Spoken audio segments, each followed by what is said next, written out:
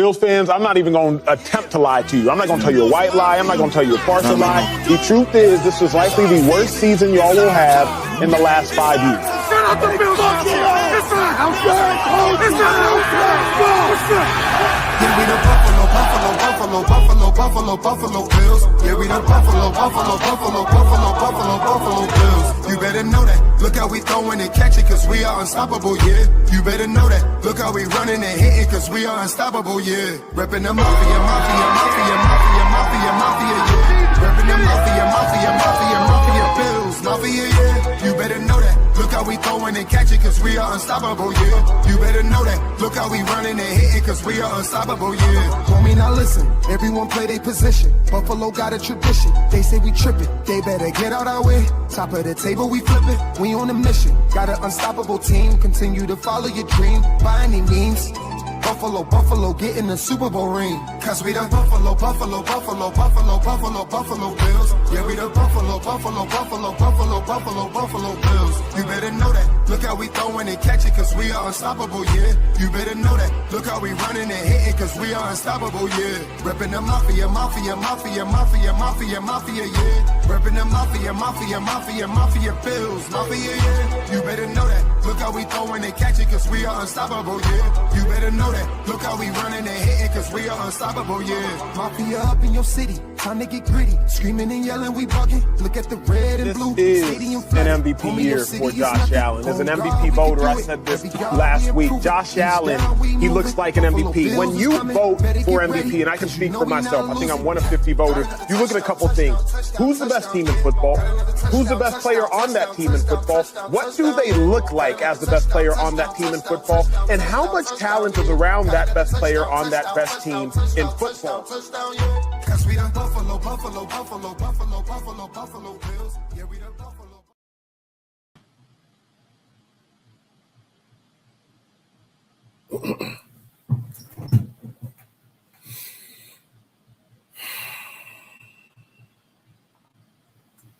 Good evening. Welcome to another episode, Coast to Coast, by way of New Champions.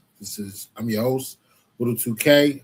My co-host, Beyond716, will not be able to be with us tonight, but I'm sure he's mourning the loss from the Buffalo Sabres, who finally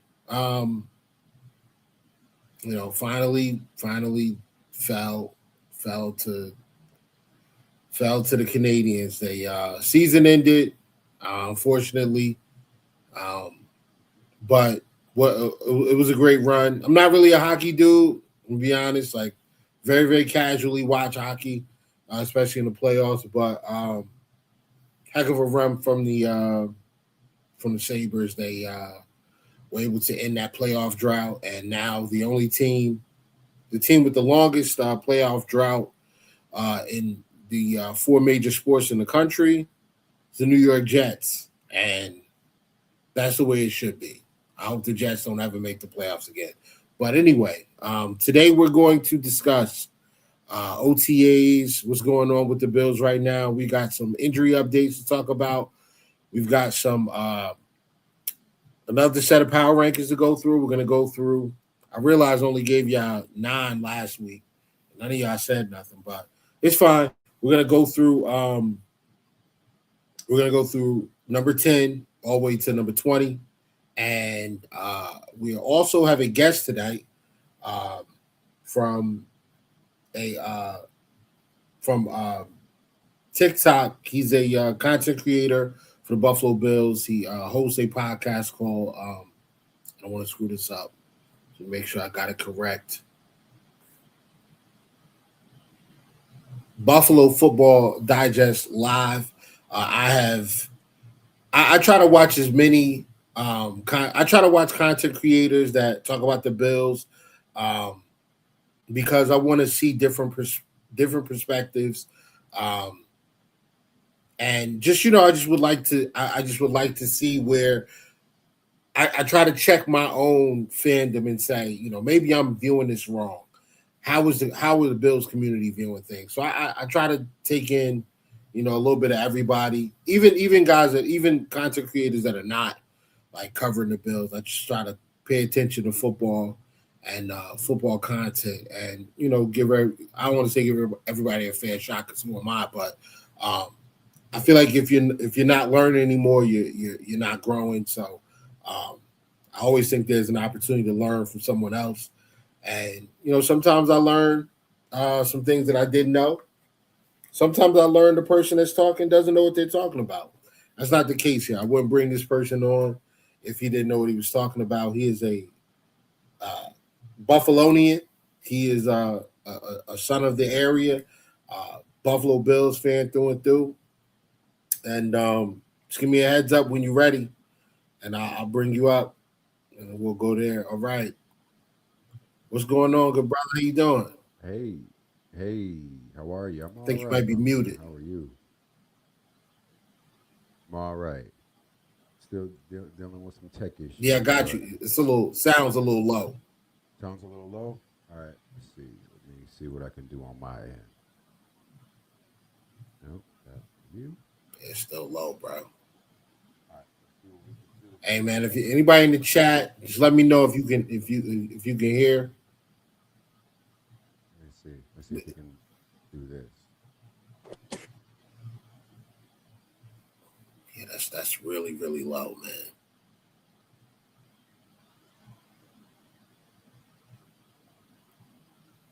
All right, we having a little technical difficulties.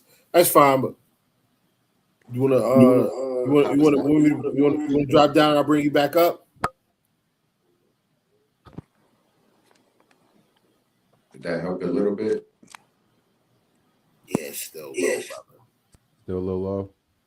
Yeah, it's still low. Let's just get the maximum amount of sound that we can get. Whatever Right. whatever boost you got, bro. All right, we might just have to do it. We might just have to do it old school. There it is, yeah. Right there? Yeah, you good now.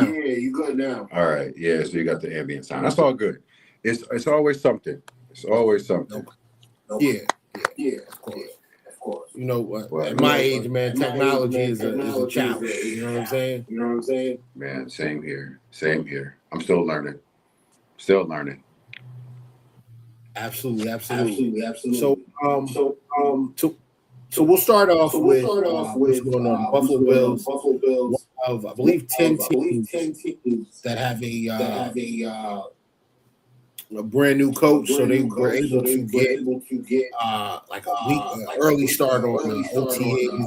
Basically everything for the Buffalo Bills, because they have a brand new head coach, they start about a week early compared to the other teams. So you finally get an opportunity to see the rookies and the roster all report and yeah, man, like you get your first looks at guys like you get your first look IGB, Davison Ignosin. Yeah, he does have the echo. I know. Yeah, let me mute that. Hold on, let me mute him for a little bit. I gotta mute you for a second. Let me just run through a couple of things. All right. So Davison Ignosin. Who else? Does he have headphones? Yeah, I mean, if you have headphones that you can like plug into the thing, that'll kill the echo. But yeah, you're getting your first look at some of the guys from the rookie class as well as from last year. I don't know if you guys are on like social media real heavy, but there is video of defensive lineman Michael Hoyt running like sprints. He's 6.5 months outside of surgery for a torn ACL. That's pretty impressive at his size. His being able to sprint and run at that speed. Now, obviously, listen, with the ACL, it's not just about. Or did he pop? I think he popped his Achilles. I think it was an Achilles. It's Achilles. So being able to start and stop, that's what it is. Like, you can, with the Achilles, once the surgery's over, once you healed up, you can go straight. It's stopping and turning is being able to stop and change direction. We haven't seen any of that yet, so we're still waiting on that when it comes to Michael Hoyt. Another defensive lineman who was really like a lot of question marks surrounding this player. Last year's third-round selection, Landon Jackson out of the University of Arkansas. It looks like he ate a couple of wide receivers over the offseason because dude is absolutely jacked. He looks like he put on about 25 pounds. And that to me lets me we already talked about this on the pod. We talked about him moving inside to the 4-eye position. That weight being added to where he, to his frame, that kind of just lets me know that's exactly what they're going to do. And the Buffalo Bills look like they want to have the biggest defensive line in the history of the NFL because Rousseau 6'7", Landon Jackson 6'6", Deion Walker 6'8", Chubb I think is like 6'3", TJ Parker's like 6'3". I mean, we got a couple of shrimps with Zane Duran and Ed Oliver, but I mean, TJ Parker's 6'3", these guys, it's a very, very big group. Fidarian Mathis, I believe, is 6'2". All of these guys are big dudes, man. Dwayne Carter's 6'3". So one way to stop the run, man, is just put a bunch of guys on the line and tell the other teams that, look, man, we lined up and we're gonna dare you to move us off the spot. So that's where that is with the defensive line. Some interesting things we talked about this week as far as linebacker position. No Dorian Williams at camp. I don't know if it's injury related, but Caleb Elam-Zor is presumed to be gonna. I mean, if they were gonna get first team reps, he's getting first team reps right now. Terrell Bernard, they talked to him a little bit, and they asked him what's the difference between last year, your responsibilities in the old defense, and now what is it now? Like, what do you expect it to be? What are you expecting, or what is the DC expecting from you in this, in this defensive scheme? And he says, well, one thing he said that kind of stuck out to me was just being responsible for one guy, being able to, chase and being able to be responsible and lock in on one guy. That tells me that the Bills are going to be running a lot more man coverage. And that means if you're running man coverage, you're probably sending an extra guy. So that tells me we're probably going to be sending 5 guys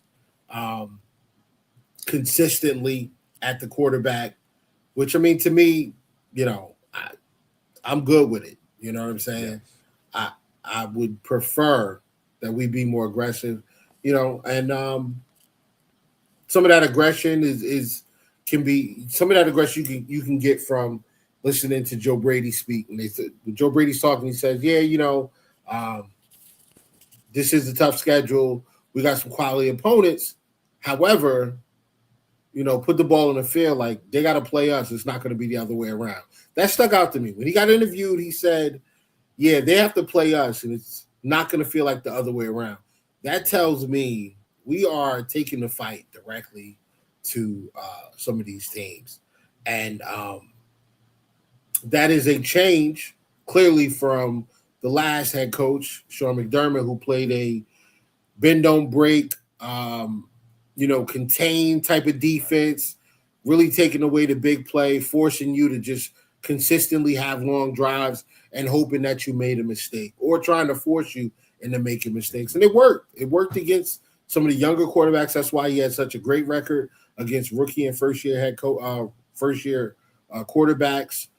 Usually the first time he sees a quarterback, the first 2 times he sees a quarterback, the Bills do very, very well against them, defensively at least.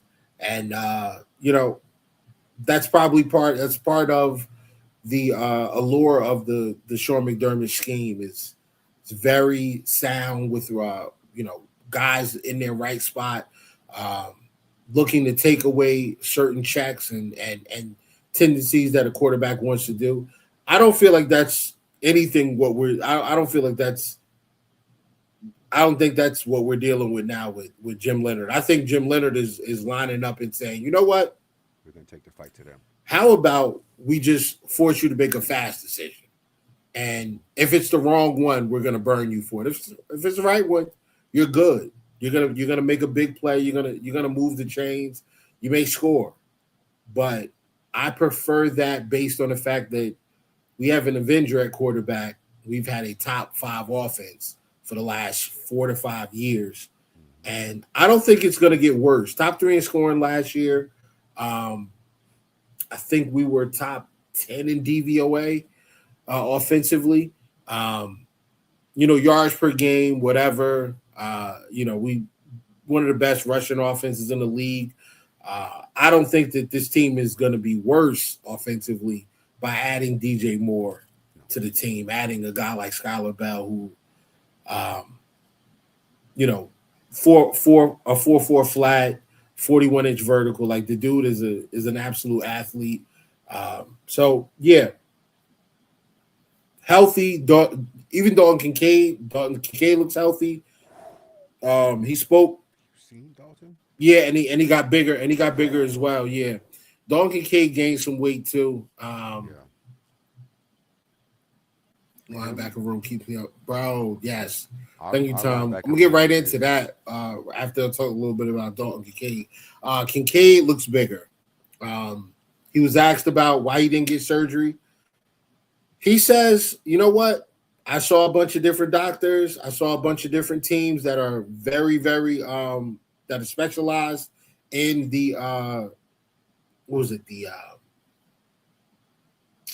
is the injury, man? I had it in my notes, and I don't know what I did with the paper.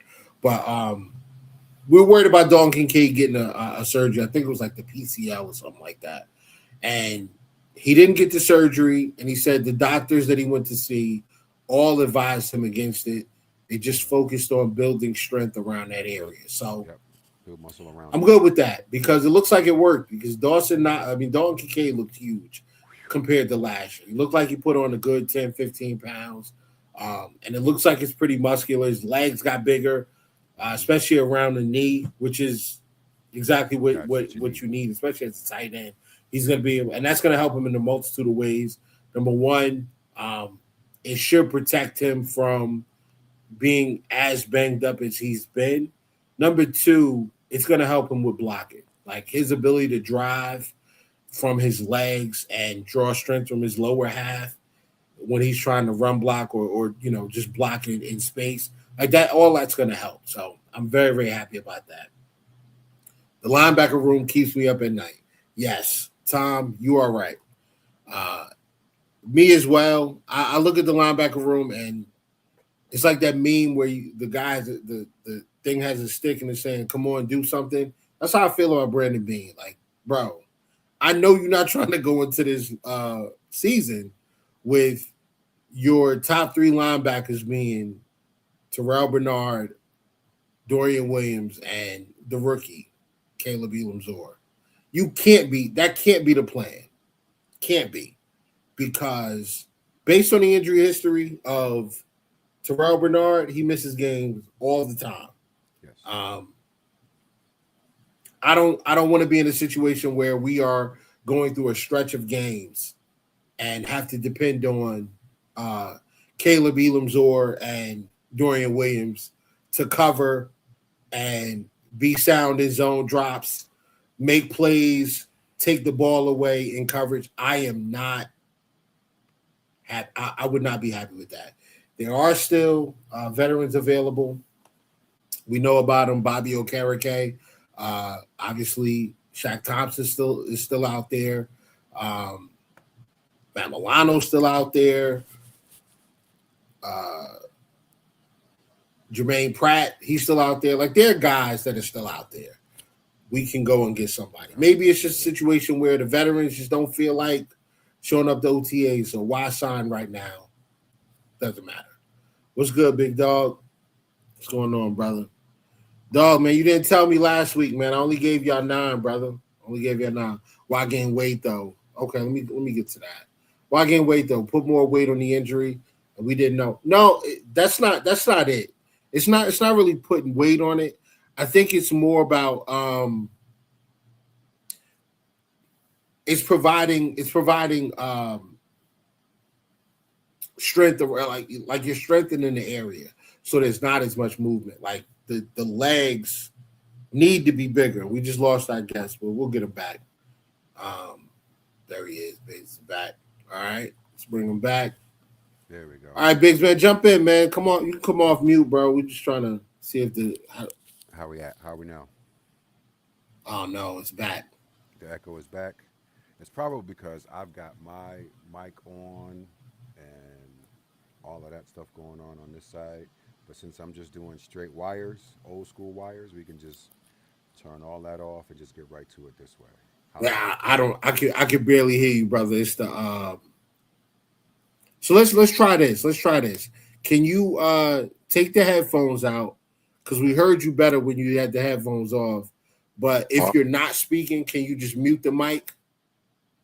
And then we'll go with that. So now, how's that? We just straight. Yes, good. Me now? That's good? Yep. Yeah. Great.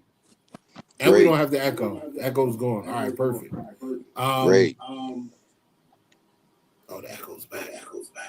All right. All right. I didn't touch nothing on my end. No. Yeah, it's not. It's because it's coming. What's happening is it's coming through your speaker, and then your it's coming through your speaker and the voice. Because I can't hear you. You if I don't can't have my hear monitor me? on, I can't hear you. Okay. So let's just do straight phone.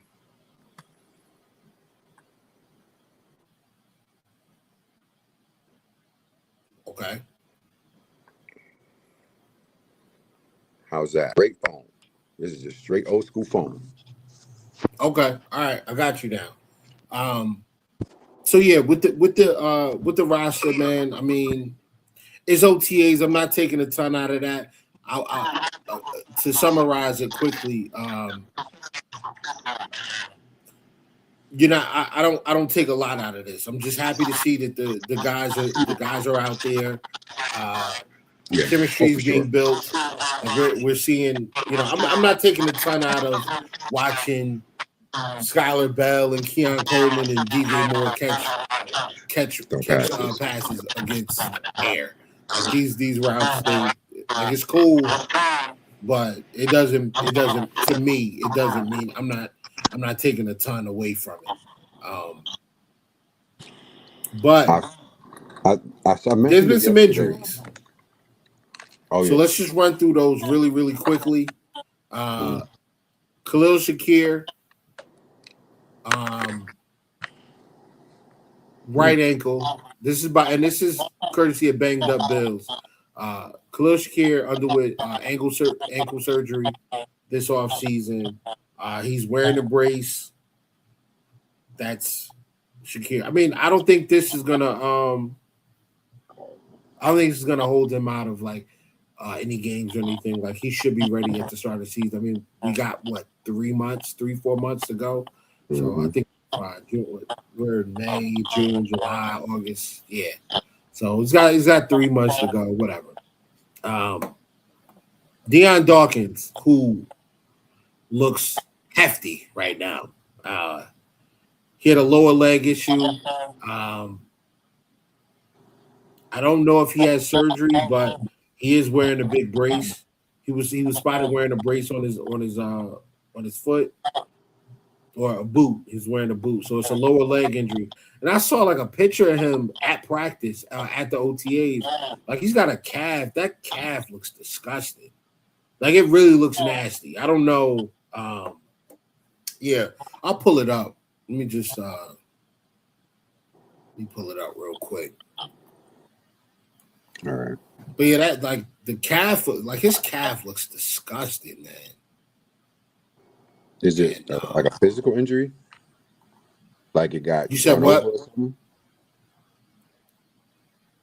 Is it like an injury where he got run over, like the skin is broken, or like it got cut? No. It's not that. It's just it's like the calf. It's just like a lower leg injury. I don't know the. We don't. There's no details on it. but Okay. it's a lower left leg, Okay. and it looks nasty. One of the things I mentioned last night on the show was right now the season is being built right now. As journalists and those who report and cover the Bills, and people ask questions like, what do you think about this and what do you think about that? Earlier you mentioned there was 10 head coaching changes, and there was, which is we haven't had that in forever. And what makes this situation a little unique, in my opinion, is the fact that Josh already has an advantage over, let's say, Jackson Dart. And the fact that he's had the relationship with Joe Brady up until now. And Jackson Dart has Harbaugh coming in cold, Paul. So I feel like that's an advantage for Buffalo, is that relationship. Is Joe Brady Super Bowl tested? He is not. He does have a college national championship with LSU and the such, but so much is in the air when it comes to Buffalo this upcoming season, even down to their turf, bro. Even down to the turf is going to be different. So every aspect, the coaching is different. The new HC, new DC, new OC, and all their staff is brand new. The defense has been revamped. So there is so much change going on in Buffalo that it's tough. And we're coming off a season where we didn't look too good, where we didn't know what our identity was. And coming off of Josh's MVP season and then having the season we had in 25, I know for me as a fan, that was tough. It was tough to watch. But as somebody that covers it, as an analyst, a reporter, it was like, why is he doing this? And why this and why that? And was it the injuries? That was a factor. And some of his desperate play. I called him Desperate Josh. It was a point in the season where, that Atlanta-Miami stretch where we were just losing crazy games in a weird way. And I said, Desperate Josh is back. Kincaid was hurt, and that's Josh's safety blanket. So with Kincaid being out and the injuries and his own injuries, it made for a weird season. And but when it comes to the new season, man, it's tough to predict. But I do have a lot of hope and a lot of excitement for it. Yeah, so we do this every week, and especially during the season, we'll go through the games. We'll go through post game. We'll talk about different plays and what our assessment is of the game. Like I was at the Atlanta game. So was I. And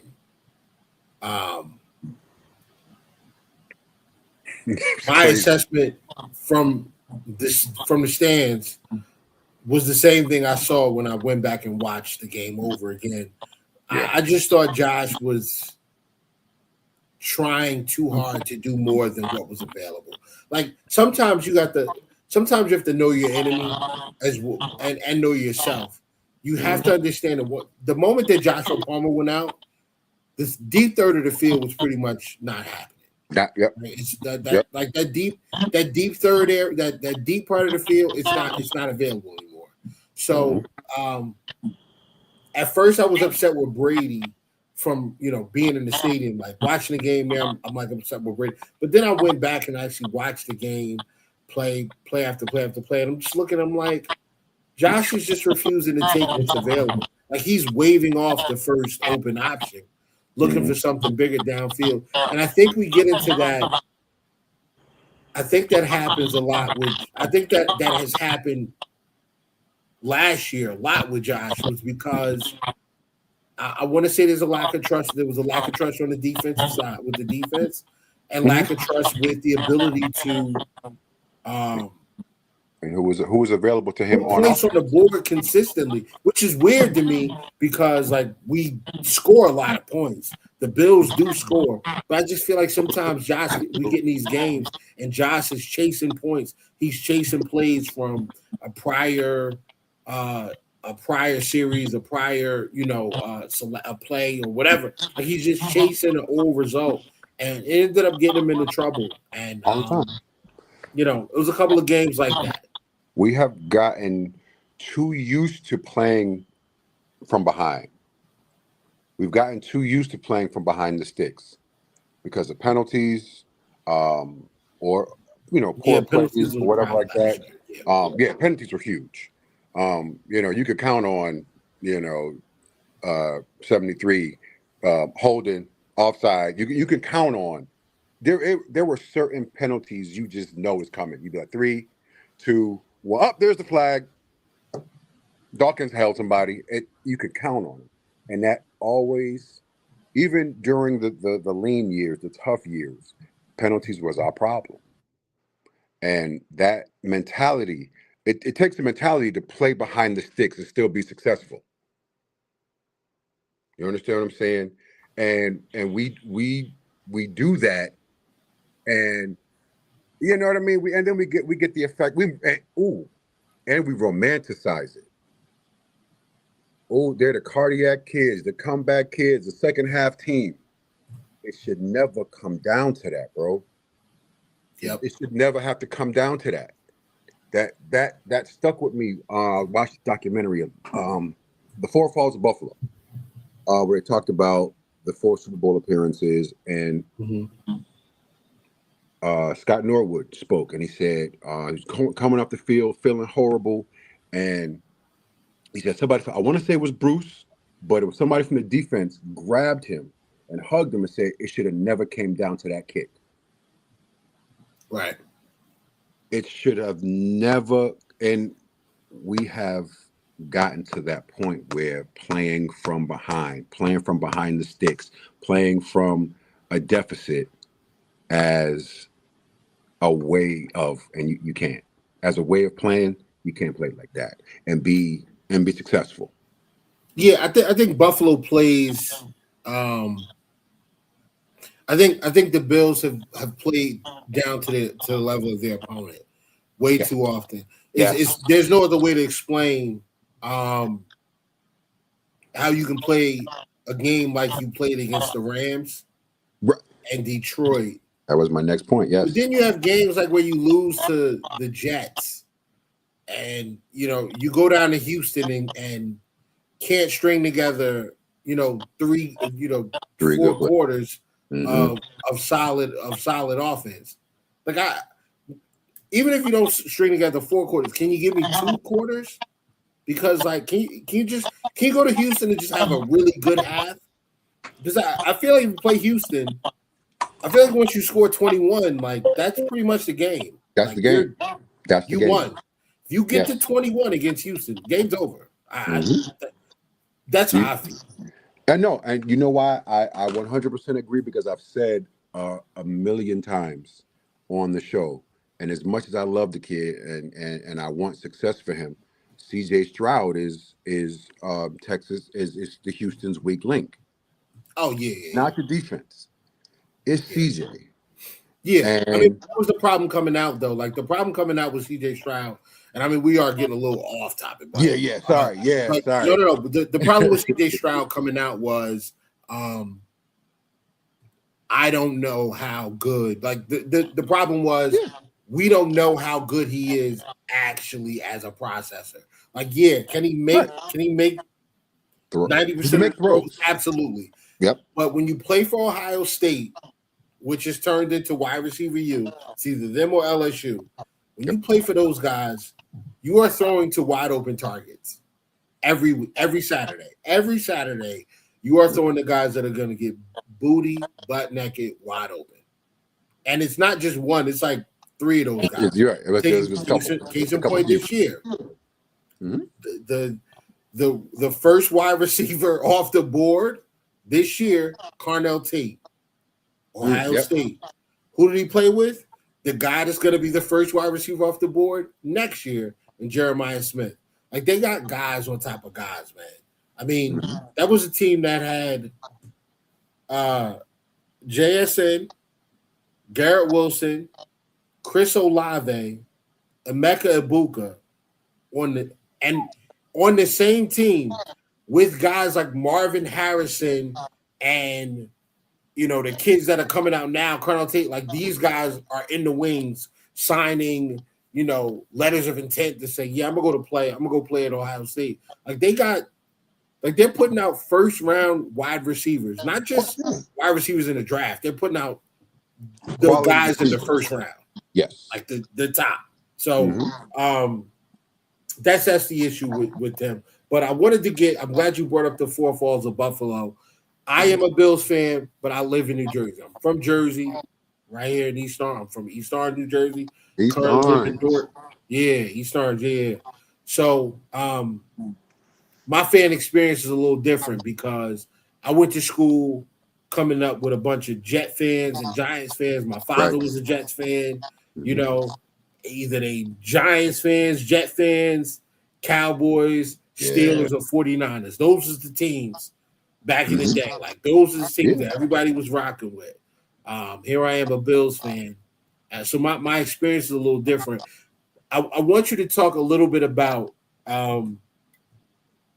what was it like coming up in the Buffalo area as a Bills fan, like what that team meant to the community, how good they were, what did the success of that team mean on a ground level? Because I know what it meant for Bills fans, for me as a Bills fan out here in Jersey. But what did it mean?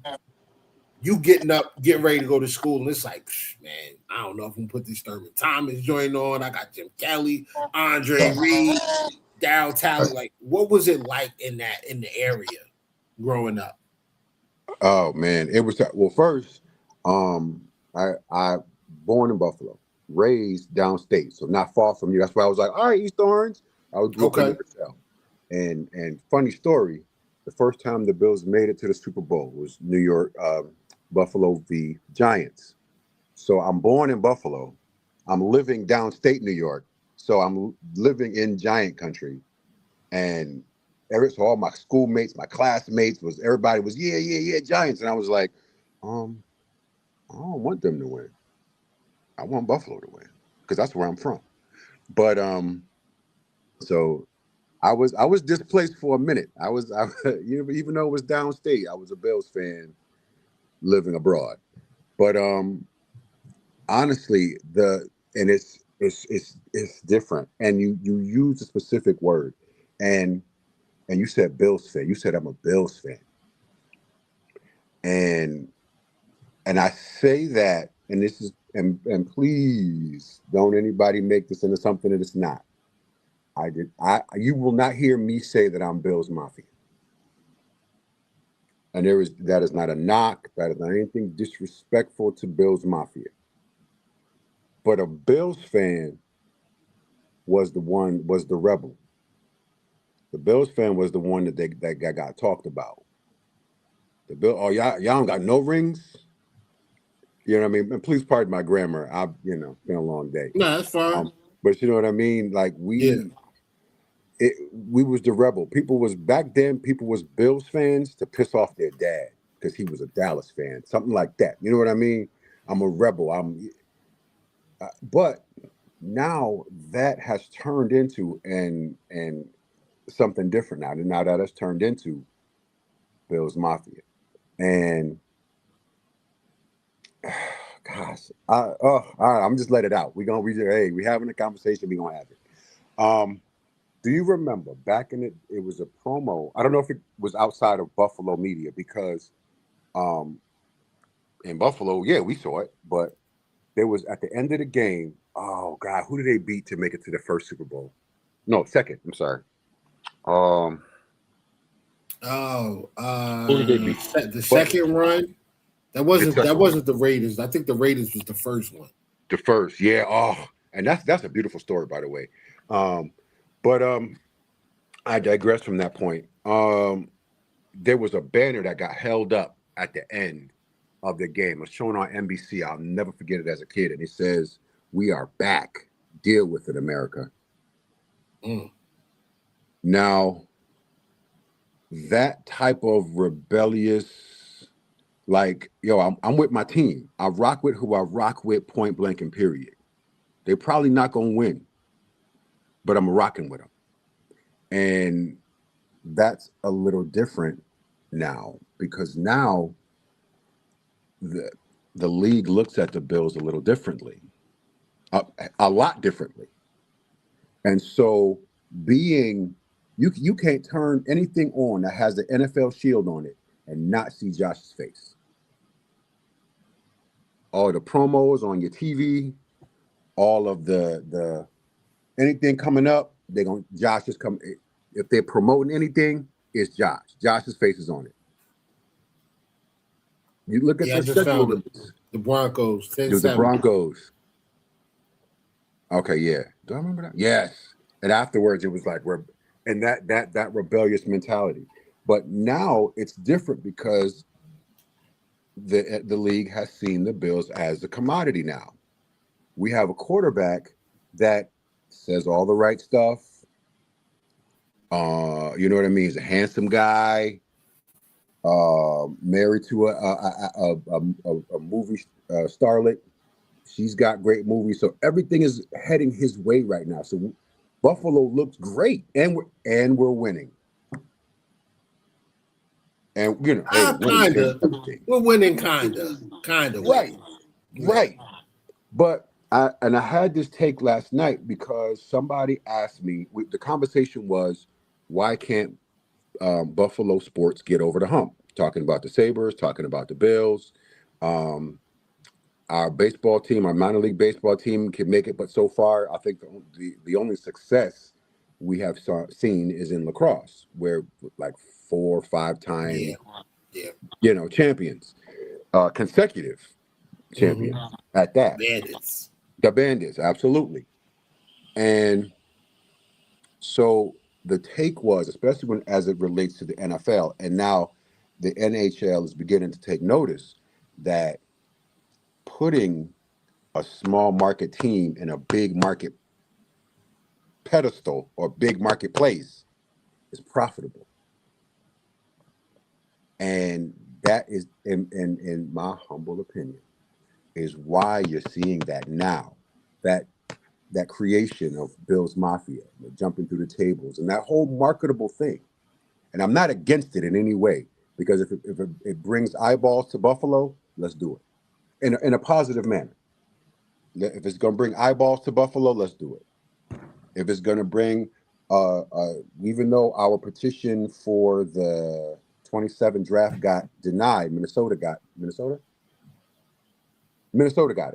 So Minnesota got the draft, but Buffalo petitioned to get the draft to come here for that 27. So things like that. The NHL draft will be here next month. Well, next month is like a week away. So there are big things, and Buffalo will be in the national spotlight, and it's profitable. So I'm not mad at it, but I see it. I see it. Yeah, but part of that is the Bills having to do their job as well. Like, for sure, Sean McDermott, for all the bad that we can point to, 13 seconds, et cetera, et cetera. He basically took a lot of players that were throwaways in 2017 and coached his team to the playoffs. Put together the second best record over the last 7 years, or I think we're third over the last 7 years. Over the last 7 years, I think we're second or third between, it's like the Bills, the winningest record, Chiefs, and I think the Ravens are like right there as well. So all of that's the credit goes the NFL is noticing how Buffalo is, I guess, the appeal of Buffalo, yes, the or the marketability. appeal Yeah, of the Bills at this point. But sure, what that has to do with the success on the field more so than for sure. whatever, because the table jumping didn't just start. Like, they was doing the tables, during the drought. Like, the drought is when all of that stuff really popped off, That right. because you get into the game, and pretty much, and this is just me repeating what some of my buddies up there that grew up in the area, Right. Dale and David and those guys, like, that were running around during that time up that way. Oh yeah. This is what they did, because, like, you knew you were probably going to lose, right? Yeah, Like, you're looking at a 5, 6, 7, 8 win team every year. So let's go get drunk and jump through tables. Cool. Let's have as much fun. You see, Yes. as much fun as we can right now prior to the game, tailgating, and let's do all of that, because we're probably going to be sad later. Oh, bro, we lose it. Go ahead. We're probably going to be sad later, but there is still a passion. Bro, we just lost your sound. Again, what's going on? What's happening? There All is right, you back now. You back back? now. All right. There is still a unique passion. Like I said, Sabres lost a couple nights ago, and the city is still like, yo, go Sabres. You know what I mean? There is still a passion for our Buffalo teams, win or lose. We gonna rock with it. You mentioned earlier, we talked about Atlanta. We were both in Atlanta. That for the Bills game, and it was a unique experience for me, because one, I've been around the league. I've been in different stadiums. I've worked for the league for a while, for a long time. So I've been in stadiums. I've been in NFL stadiums, but that was my first time as a fan. And hey, I'm just gonna say it again. As a black fan, it's different. It's different. I mean, the reality of it is the reality of it. You know what I mean? And Buffalo is not. It's not a lot of us in Buffalo. Right. It is, but it ain't. It ain't a lot of folks, period, in Buffalo. Period. I think we're like 200, 300,000 at this point. But for for me, us, you were in Atlanta, so you saw the section where they had I learned later it was called the bird's nest, or the crow, or the whatever it's called. I don't know, but they were dressed in all white, and Big Tigger was narrating it was like I'm like, yo, I didn't know that this type of experience could be had. You know what I mean? Because my experience in Buffalo as a black fan in a predominantly white market was different. You understand what I'm saying? They not the halftime concert was Jeezy. Yep. Riding through in the what was that? It was riding through in the convertible. Yeah. Yes. Yep. And that the music in between the plays, it was it was a different football experience than what I have been used to. Right. Well, you got to know your audience. You know. Oh, for sure. Yeah. But they nailed it. They nailed it.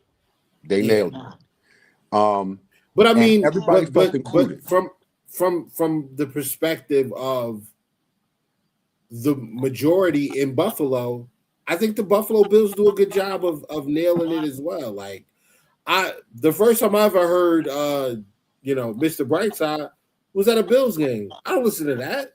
You know what I'm saying? Right. But to be fair, it's part of the culture of the Bills fan base. Like, it's part of our culture right now, because a couple of our tight ends who we love introduced it, and now it's something that the team and the team and the fans can share together. Mm-hmm. It just kind of is like, it's part of knowing who your audience is. Like I was talking about when we open the stadium, who's going to perform at halftime on Twitter with some guys, and I threw it out there. I said, "Hey man, you know what? Let's get Griselda, let's get Benny the Butcher and those guys to go out there." And all of the Bills fans from the area were like, "Now they ain't letting Benny and them boys do nothing at halftime." But that's Buffalo too, though. Right. I didn't know if he was going there, but yes, it is. And there is a song Benny did work with the Bills. They do have an official song with Benny. Yeah, the Bills Mafia. Yeah, they'll bring it around. And then they had actually one of my nieces won an Emmy. Jillian, she narrated and she wrote the poetry for a promo that the Bills did. Okay. That wound up winning an Emmy award. And she goes around and she speaks to the youth and does poetry, and she's an Emmy award winning, and that was through her collaboration with the Buffalo Bills. So do they help out the community? They do. Are they involved in the Buffalo community? Yes, they are. It's just that on Sunday, our fan experience is a little different. Not bad. It's not bad. It's just a little different. And so, but yes, to return back to the subject matter, we were talking about tailgating. Yes, we're gonna act a fool. We're gonna go out there. We're gonna drink and we're gonna act a fool, because later on we might be sad. We don't know what's gonna happen. We don't know what's gonna happen on the field. So before we go in there, let's get right, and then from that, Bills Mafia was born. Right, and now we transition to 2017. Obviously, Tyrod Taylor's a quarterback. Taylor, yes, sir. Sean McDermott's first year head coach. Sean McCoy, the rest of we get all of these guys, and break the drought, go to the playoffs. Mm-hmm. Look foolish against Jacksonville and only put up 6 points or whatever it was, 3, right? 6. I think it was 3 points or 6 points or whatever. It was 3. But we ended up losing that game. And then 2018. Then after that 2017 year, we didn't make it next. It's a pretty good. Obviously, the draft happens. It's a pretty good draft class, whatever. And Brandon Beane does a great job, like he usually does, with maneuvering around during the draft. Trades up, gets Josh Allen, this kid that kind of burst on the scene late. To those of you that are not like college football savants or follow the college game a lot, a lot of people didn't know. I didn't know who Josh Allen was until we drafted him. I didn't either. Like the draft process, they show his pro day and all that other stuff, and so this kid just threw the ball 70 yards, flat foot. Mm-hmm. So, okay, that's something to pay attention to. Then you go and watch him play in college. It's all right, there's flashes. He looks like this, he looks like that, but there's accuracy issues. There's, how does he process? Is he just going to be a guy that runs around? How long is his career going to last if that's the type of player he is? Yes. All of those things were question marks going into the 2018 season. 2018, Nathan Peterman, they flipped the roster. They get rid of a bunch of bad contracts. We're basically starting from scratch. Robert Foster is one of the main receivers. Charles Clay, guys like that are no longer even in the NFL. Right. Team wins 5 games. Mm-hmm. But wait, when he jumped over, game versus Minnesota?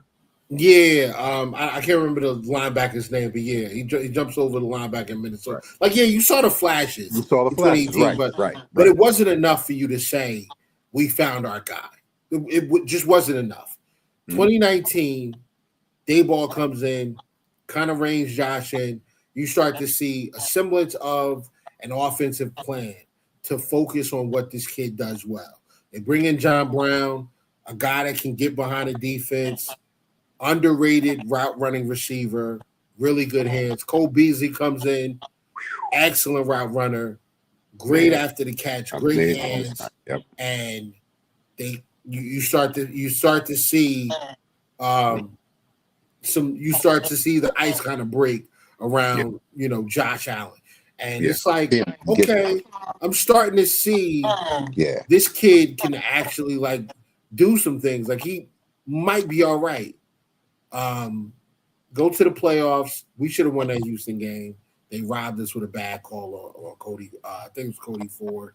Phantom blocking the back didn't happen. Whatever. Lose that game. Off season, Josh is working. Does the off season work? They trade for Stephon Diggs. Diggs at the time was a good receiver, not elite. Good receiver though. Good young receiver, not elite, not nowhere near the megastar that he became after he got here. We get into the 2020 season, and they just hit the ground running. I remember the first game, I believe it was against the Jets. Josh and that offense looked like it was unbelievable. So at that point, you start to, me personally, I'm starting to believe. I'm like, okay, I think we might have our guy now. Like, this might be the dude. Mm-hmm. Were you in the Buffalo area at that time? I was. Okay. Absolutely. So can you walk me through the buzz around the Bills? Like, I know COVID's going on. I know it's a really weird time in the country, but like, it's still Buffalo and it's still Bills football. Oh, for sure. Walk me through like the consensus or the fever around Josh Allen and the team during that time. It was optimism. The city was optimistic, but cautiously optimistic, because again, we had seen flashes of brilliance from other quarterbacks. Not much, but other. I'm not even going to say other quarterbacks. We saw flashes of brilliance from other iterations of the Bills. Right. It's like, okay, we might do something. We didn't. And I forgot all about that phantom block in the back where we lost to the Texans. Because we were talking about, again, last night, I just want a playoff game to be decided by the 22 men on the field, and not a call, not a ref, not a flag that should have been thrown or wasn't thrown. I just want a game that is decided by the gameplay on the field, period. I don't want the Denver thing that happened this year, and then what was before that? 14 seconds, and then what was before that? Did Josh get the first down or not? I just want a regular playoff game where it's decided by the 22 men on the field. You understand what I'm saying? Just us versus them, and the winner walked out with the win. And it always comes down to no goal or 14 seconds or wide right. The Music City Miracle, in fact. You know what I mean? So, but to get to your point, it was optimism. We were very optimistic. And I would say things like, yo, this kid is good. Once we get past his accuracy issues, this kid is really good. And hurdling over receivers and well, not receivers, I'm sorry, hurdling over defensive ends and linemen and backers, and the amazing things that he would do. Having a scrambling quarterback. And if you remember, it was time, man, Russell Wilson was playing it. He was running, a smart runner. You had Patrick Mahomes was coming into his own, and he had that historic rookie season. And so you've got these scrambling quarters, and of course you got Lamar. So we're like, wait, we have we have a commodity here. You have this crop of scrambling quarterbacks, smart running quarterbacks, and we got one. So it was like, oh shoot, we might be able to do something. And then you began to see success. They started stringing victories together. Then we took the division. You know what I mean? Now we having hat and t-shirt games where it's like, oh shoot, if we win, we're the division champs now. And that's something we hadn't seen since Jim Kelly. Yeah, but that was kind of a foregone conclusion, like the way the 2020 season was going, and the fact that Brady was like no longer with the Patriots anymore. I kind of expected the Bills to take that next step. Like the ghost of Cam Newton was the quarterback in the Patriots. So I mean at that point, like when the offseason happened and Brady left to go to Tampa Bay, I just expected Buffalo to be take up.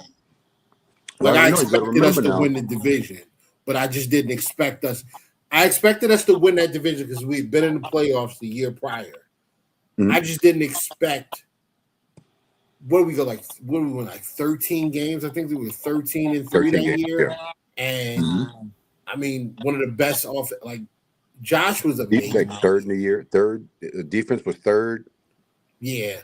Josh was. I mean, I think he had like 4,300 yards or something like that. Threw for 30. I think 35 touchdowns, 38 touchdowns, something ridiculous like that. Only 10 interceptions. Ran for a bunch of yards. Ran for a bunch of touchdowns. 4,040 yards, 4,000 passing yards, and 40 total touchdowns. That was the first year he did it, and he would go on to do that for the next 4 years after that. Right, consecutive, correct. Yeah. Mind you, the only player in history to do that. So, For sure. And that was the part where and what you just mentioned during that time period, these things are emerging, and we're like, yo, and he plays for Buffalo. Like you understand what I'm saying? Like, yo, he's here. He plays for us. He plays for Buffalo. And so that optimism, like, wait, wow.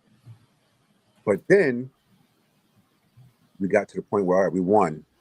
We won the division again. Division champs again, division champs again, division champs again. Now we're 3-4. And now we're stringing them together now. And I'm just gonna be honest. Sometimes you get used to something that you're not entitled to. And I feel like there was a point in the season where we was like, we'll get the division, don't worry. You think so? Division last year. You think that was the case this year? I believe there was a period because there were. Well, you have a show, so you kind of with the show with the comments, you hear where the people are at, kind of where they. Oh, okay, well, you see where they are. And I had one particular show, and the commenter, I'm not going to say their name anyway, but the commenter was kind of like entitled. Why are we not doing this? And why are we not doing it? It was kind of, why are we not winning? Yeah. Why are we not at the top of the division? And that happens. That happens. And then of course the season ended the way it ended, and boom. And then the offseason and then losing Coach McDermott, and which is something we had a very high drama offseason. That's another thing that Buffalo and Buffalo media, all that drama we had with Coach McDermott and Brandon Beane and that whole fight, and then Pagula coming out and having a press conference and all of that. We don't do that here. We don't do drama here. We don't drama. That was all very odd to me. That was all very odd. Like, incredible. The way everything went down, it just kind of felt like a really bad. It was a messy way to kind of tie off the McDermott era, right? And it was weird because, McDermott is extremely reserved and buttoned up, and Absolutely. So for it to end messy the way it did, just didn't feel right. It didn't feel right. But I want to go back to what you were saying about the entitlement of winning the division. I don't know if I mean I can't personally say that the people that I talked to on a regular basis felt entitled. I think we were just the standard is the standard. And the standard has become the Buffalo Bills win the AFC East, go to the playoff, host the playoff game at least, maybe two, and if we run into the Chiefs, hopefully we beat them this time, right? Because we'll be at home. I just thought that. I thought that after week one, winning that game was great, but I think it masked a lot of issues. Yeah. Like, if you go back to that game, that week one game, we couldn't get off the field on third down. We did not do a good job of stopping the run. Right? Like it's one thing for Derrick Henry to just be, it's Derrick Henry. Sometimes he's gonna make great plays, but when you can't get enough pressure or you can't fill these run lanes, and you're allowing Derrick Henry to have a 4-yard head start from receiving the handoff till he gets to the next time somebody from the defense touches him, you're asking for a major problem. And then on top of that, I think you saw Taron Johnson just kind of like age out. Like that game to me just stood out because he couldn't do anything with Zay Flowers. Nothing. Nope. Zay Flowers was running free. Could not. The entire game. And some of that was Monken, some of that was Todd Monken scheming them open, but ultimately I just thought that, gosh, man, anybody in the slot is like a mismatch at this point. Like, we cannot put this guy in man coverage and go after the quarterback because he's getting cooked. So I just thought that the season went the way week one went. Like, I don't see it, but I know these guys are gonna. I know they're gonna make a play. I don't see it happening, but I know they're gonna do it. I don't see. We're not where we're supposed to be, but it's still a long season. We'll catch the Patriots, but the Patriots kept winning, and they kept winning, and did not stop. I think the first time I came to grips with we're probably not going to win this division was the loss to Miami. And when we lost to Miami, that was where I realized we really have a lot of problems. We got a problem. Like, yes. Yeah, we got some issues that I don't think can be fixed with in-game adjustments. Like, I thought it was a mentality problem with Josh Allen and I think James Cook can be pretty cavalier with the football because he's so explosive and dynamic. I think him reaching the ball out. Yeah, sometimes he just doesn't prioritize ball security as much as making the next guy miss. Which, I mean, I get it, and when it works, it he scores. But when it doesn't, it's a fumble. And in that game, 3 long drives that ended in turnovers, in scoring position. One red zone interception and 2 fumbles that just probably shouldn't have happened. Josh not giving up on the play, but he should have. Just kind of trying to squeeze more juice out of the apple instead of just going down. And then it was the James Cook, just kind of like in space, not being cognizant of the defenders around and just getting the ball knocked out. That was for me, the problem was we are doing too much to overcompensate for other areas that lack. Like, the ability on third down to get off the field.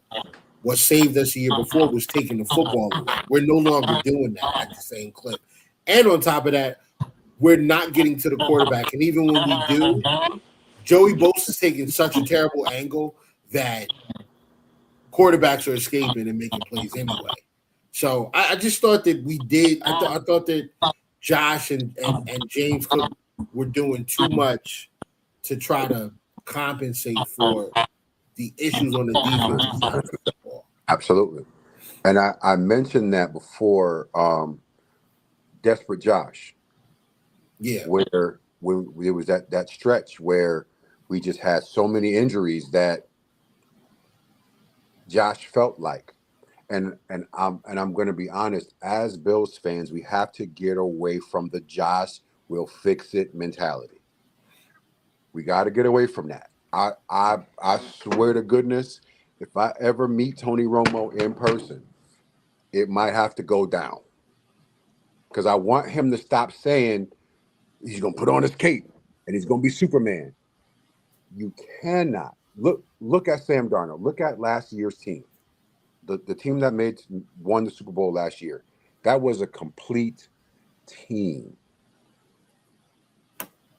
Nobody's saying, yo, Sam Darnold will fix it. Have you ever heard those words? No, but you didn't need to because, they were really healthy too. But I think that's been the issue. So with McDermott's defense, everybody has to do their 111. And the scheme is created around everybody's 111. So if I'm going up against the Chiefs, I know I got Benford. Benford's going to take Rashee Rice. That's it. I'm not doing anything else for Rashee Rice. Yeah, I may put a safety over top. I may tell Benford to give him about 5 yards of cushion, and throw a linebacker or a defensive end to in a underneath in a hook zone or whatever, or a flat zone. I may do that to try to make it a little harder to get him the football. But I'm not really too worried about that guy anymore because I got that's Christian Benford's assignment. We're good. Mm. You run into problems when you create schemes like that and then you lose those guys. Like when you lose Rousseau or you lose Ed Oliver or you lose Christian Benford, the entire scheme now needs to change. Falls around. Yeah. And I think that led into the draft that we had this year because every selection, absolutely, every selection, especially on the defensive side, to me just kind of mirrors another guy. We talked about this on this pod before. Every selection mirrors a guy that's already on the roster. So yes, I mentioned how we got this big defensive line. Landon Jackson, Gregory Rousseau. Are they the same player? No. They're built pretty similar, though. Yeah, tall, skinny. Really tall, long, physical, athletic guy who's going to be a chore to throw around. Zane Durant basically built the same as Ed Oliver.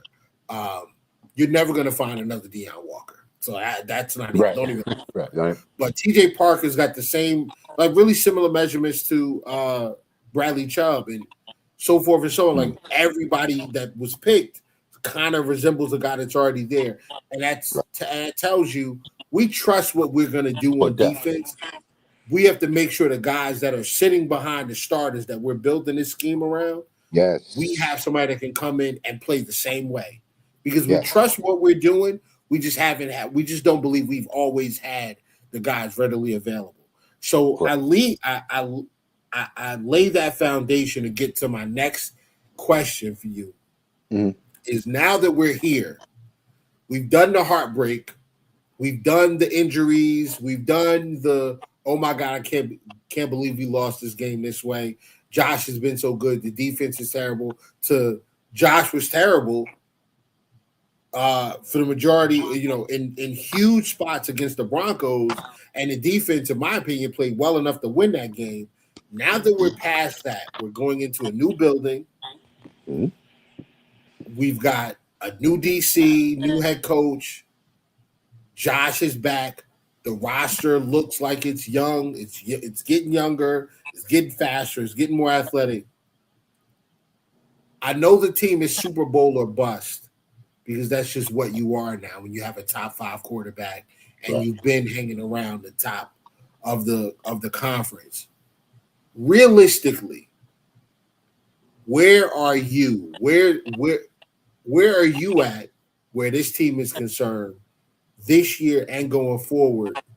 And the people that you talk to that are also Bills fans, where are they at?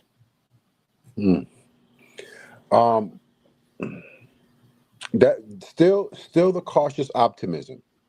However, with the draft, I feel like the Bills were successful. First, because I noticed your shirt, I'm of the school of thought that the wrong guy got fired. That's just my reality. However, Brandon Beane is still here, and I admire what he did in Pittsburgh. I admire what he did with the draft.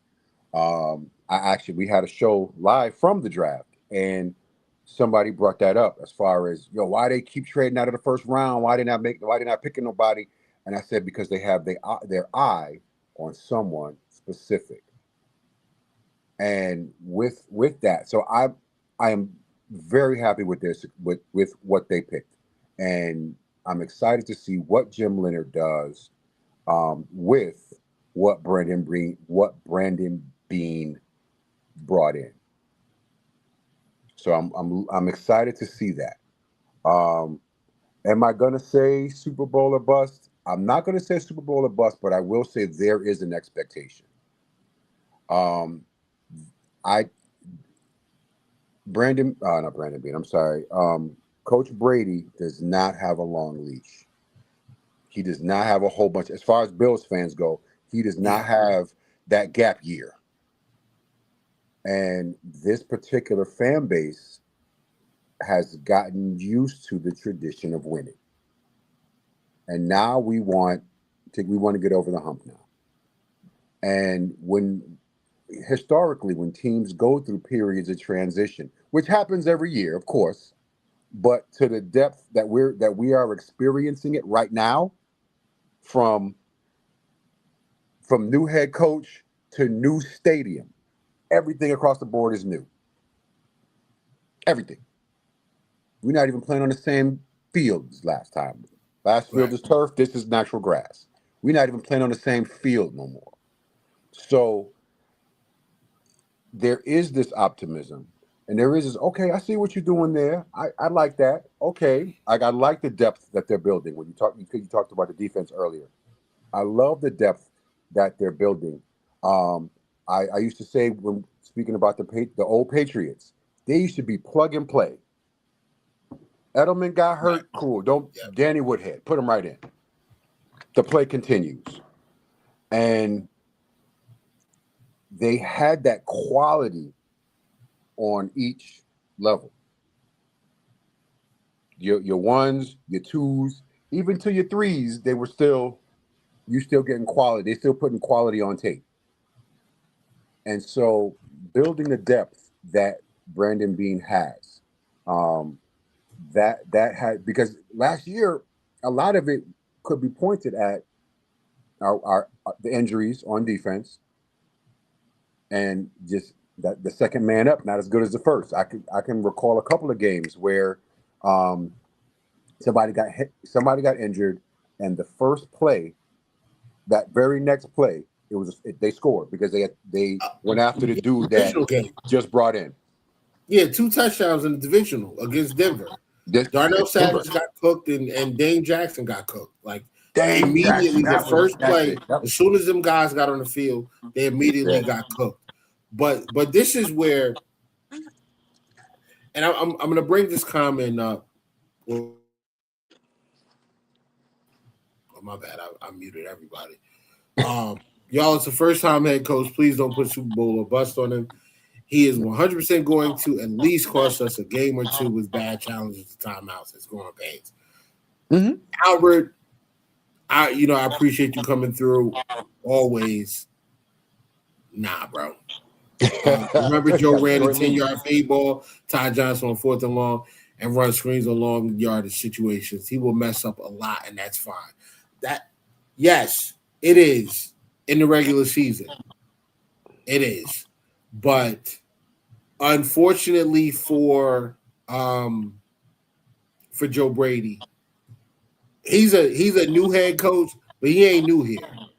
Like he knew what the expectation was when he took the job. So I can't give him the pass, dog. Like I can't give him a long leash for a number of reasons. Number one, you've been here. Like this is not a new situation for you. It's a new job title. It's not a new situation for you. I was in the military for a number of years, retired, and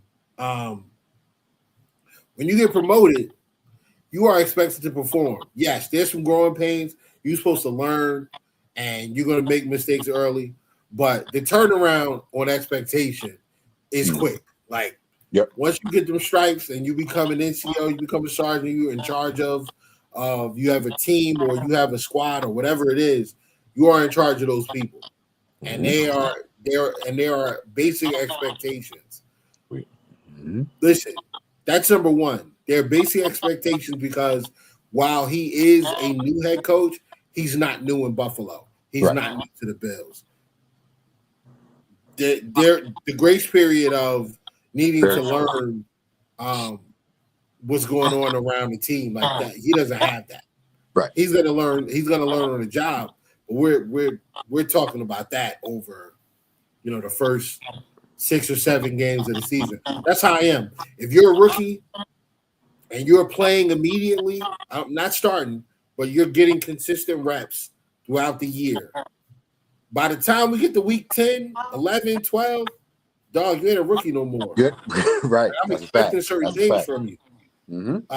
The other reason,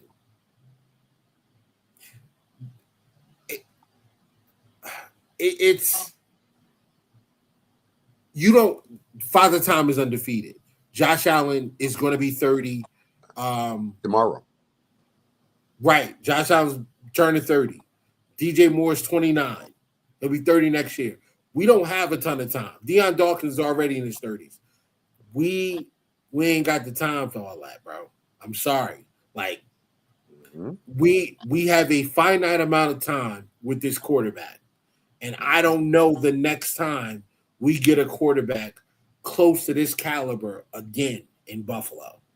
Right. So you kind of gotta, the learning curve has to be very, very short for Joe Brady. And it's not fair, but it is what it is. And he knew that when he took the job. So I was damned when he took it. Yeah. And what comes with that, he never had to tell the defense what to do. He never owned timeouts. He has to run, practice. So he has to run practice, so he loses offensive time to perfect everything. He has to do more interview ownership meetings, set of film. So, yes and no. Right? You empower your coordinators for a reason. The coordinators run practice, man. He oversees it now. It's not his job to run practice. It's his job to schedule practice. And the coordinators run practice. The timeouts thing, yes, you're right. And as far as telling the defense what to do, that's as far as like from what Joe Brady said is like he ain't gonna micromanage. So I expect Jim Leonard to have some leeway or some freedoms to make a lot of these defensive decisions on his own, and so that just kind of just doesn't like some of that sticks, but like not really.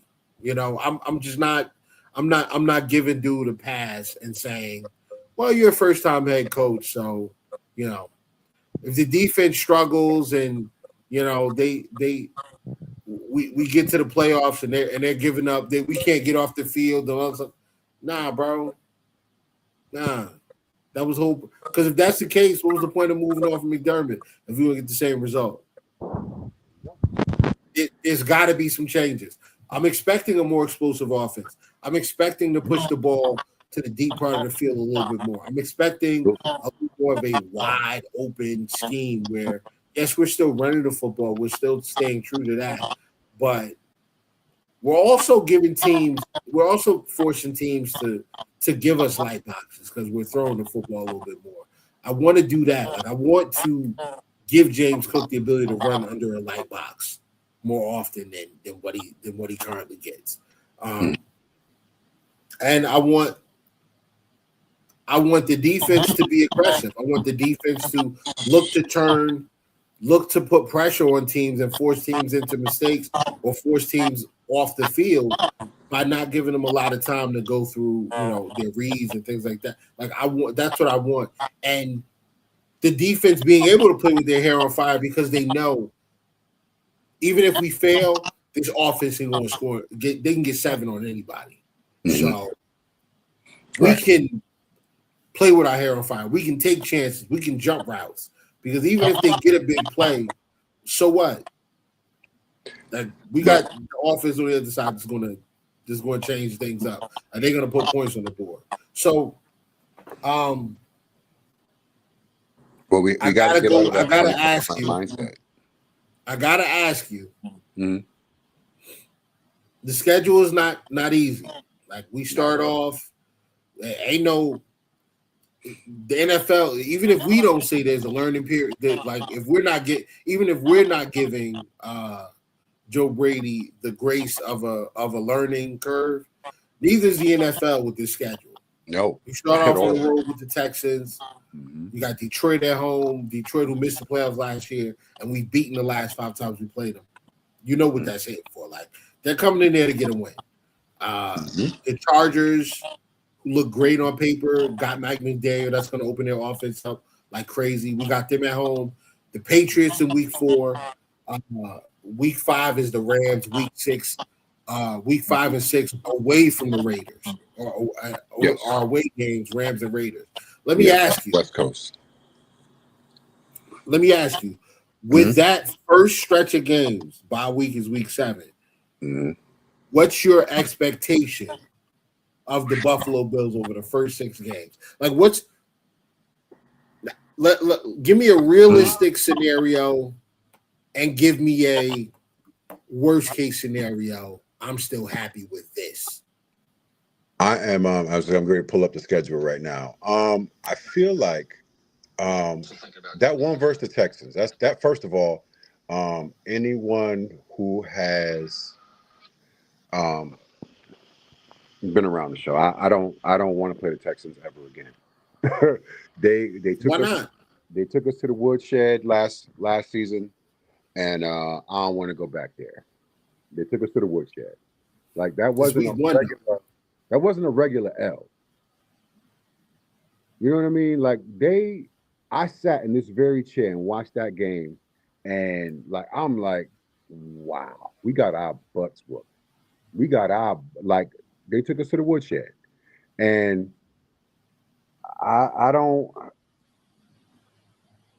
that's just not a team I want to play. However,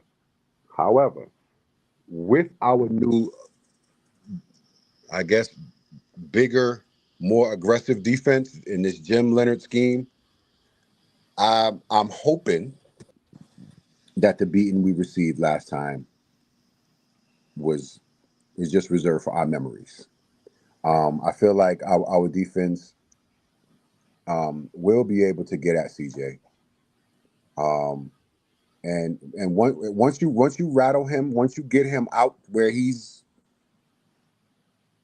a non-factor. So I feel like that even the game last season was winnable if the offense had kind of got together, but we didn't. But anyway, but that's the thing though. Like that's the thing. Like that's Josh Allen. That's not right. Davis Mills was the quarterback. Like you should never lose to a Davis He'll back Mills up. led team. I agree with you. That's why I felt like, yo, that was we went to the woodshed. All right, so Texans, just going off of last year, I think that might be an L. We beat the Lions consistently. That is my team. That is my dream Super Bowl, Bills Lions. The Chargers and Rams. I'm gonna put them together because whenever we play LA teams, it's the highest scoring game of that particular season. Go back to the 04, not 04. I'm sorry. Go back to the 24 season when we played. That was the Rams game. The Rams game. Yep, Yeah. super high. It was the highest scoring game of the season at that time until the Bills played the very next week, and then that was the highest scoring game of the season. Oh no! It was Detroit first. That was the highest scoring game, and then we followed the Detroit game with the Rams game. With the Rams game, that's it. Yes, and so whenever we play LA teams, it's a high scoring game. It's a high scoring game. And again, I agree with you. I'm very excited to see Harbaugh and McDaniels and what they create. I'm very excited about seeing that. As a football fan, I'm excited to see that product. I know you said stop at the bye week, but I feel like that Ravens that's a win. Also the Raiders, but to me the Raiders are a wild card, bro. Like is Kirk playing? Is Mendoza playing? You know what I mean? But earlier we talked about the defense playing with their hair on fire. That whole Crosby situation that happened earlier with the Ravens and that whole thing, that man is going to play like his hair is on fire. And as a fan and as an analyst doing what we do, I'm very excited to see the product he puts on tape. Very excited because he's going to play like a pissed off teenager. Yeah. And I'm excited to see. My hot take is at the trade deadline, I think we acquire him. Yeah, I think they figure out a way to acquire him at the trade deadline. Really? I do. Yeah. It's been rumored. It's been rumored like he's been linked to the Bills for a couple years now. A while. It's been like 2 years now. Yeah. In fact, it even came from Josh a couple times. He and Josh are. Yeah. So. Yeah, I feel like I mean that's. I just think I think that's a possibility. Like at the trade deadline. Depending on, but I mean that's also depending on what we have, what we look like from a record standpoint, and what the Raiders look like. Like if the Raiders are sitting at like close to 500, I don't know. Bill centric. Let me get to some of these comments, man, real quick. While you go ahead. All right, so playoff pressure is a real thing. I put my expectations down, so I won't be disappointed. You in a scary mindset to expect perfection. I'm not even talking about the playoffs. I'm talking about just the regular season. Yep. I'm expecting in the regular season for I'm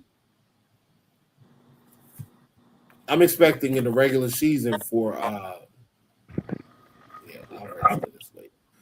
I'm expecting the regular season for the Bills to have a little bump, like little bumps on the road. But I also believe that the offense should be able to absorb some of the defensive woes that we go through. That's how I look at it. Like the only reason I'm not saying that we're going 14-3 is because I don't know what to expect from the new head coach and the new DC and this new scheme. Don't know. I'm not expecting perfection. Referring to this comment, we're not saying I'm not expecting perfection. I refuse to say Super Bowl or bust. I don't feel like I don't want perfection. I want aggression. That's it. That's exactly it. See where we were short last year. Fix it. Do better this year. So, and that's what I'm expecting. Now, As far as the learning curve from Coach Brady is you don't have that year. People, and you know, I know how you feel about the Jets, but I love Aaron Glenn. Head coach of the Jets, came from Detroit. Mm-hmm. No, my respect level for him hasn't waned a bit because it's his first year. He's working with what he's working with, and he inherited a mess, right? So, but Coach Brady doesn't have that. He don't have that luxury. You didn't inherit a mess. Coming to Buffalo, and it was said a number of times. I mentioned on GMFB where they said that's a desirable. Going to Buffalo is a desirable job. You know what I mean? And so you didn't inherit a mess. You've been here, like you mentioned earlier. You've been here. You know what the expectation is. You know what the culture is. You know you know our strengths. You know the weaknesses. So earlier I mentioned that it is an advantage that he's been around. It's also that cutting. It also cuts back the other way because you've been around. Absolutely. You know what I mean? And real quick, let me jump into the ads real quick. We'll be right back, guys, in a few. It's like 45 seconds to a minute. Okay.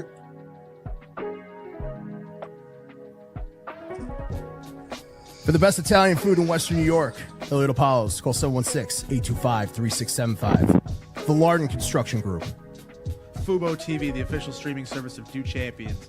FanDuel, the official sports book of Do Champions. For all your summertime needs, beauty pools, as well as kayak pools. CX Chronicles, your total customer solutions focused manager. W.GG, the official energy drink of Do Champions. Hey, Sons of Erie, our artwork looks better on your walls. Hamburg Brewing, please visit our tap room on Boston State Road, Hamburg, New York. And finally, Fat Boy Surf Club for all your surfing needs.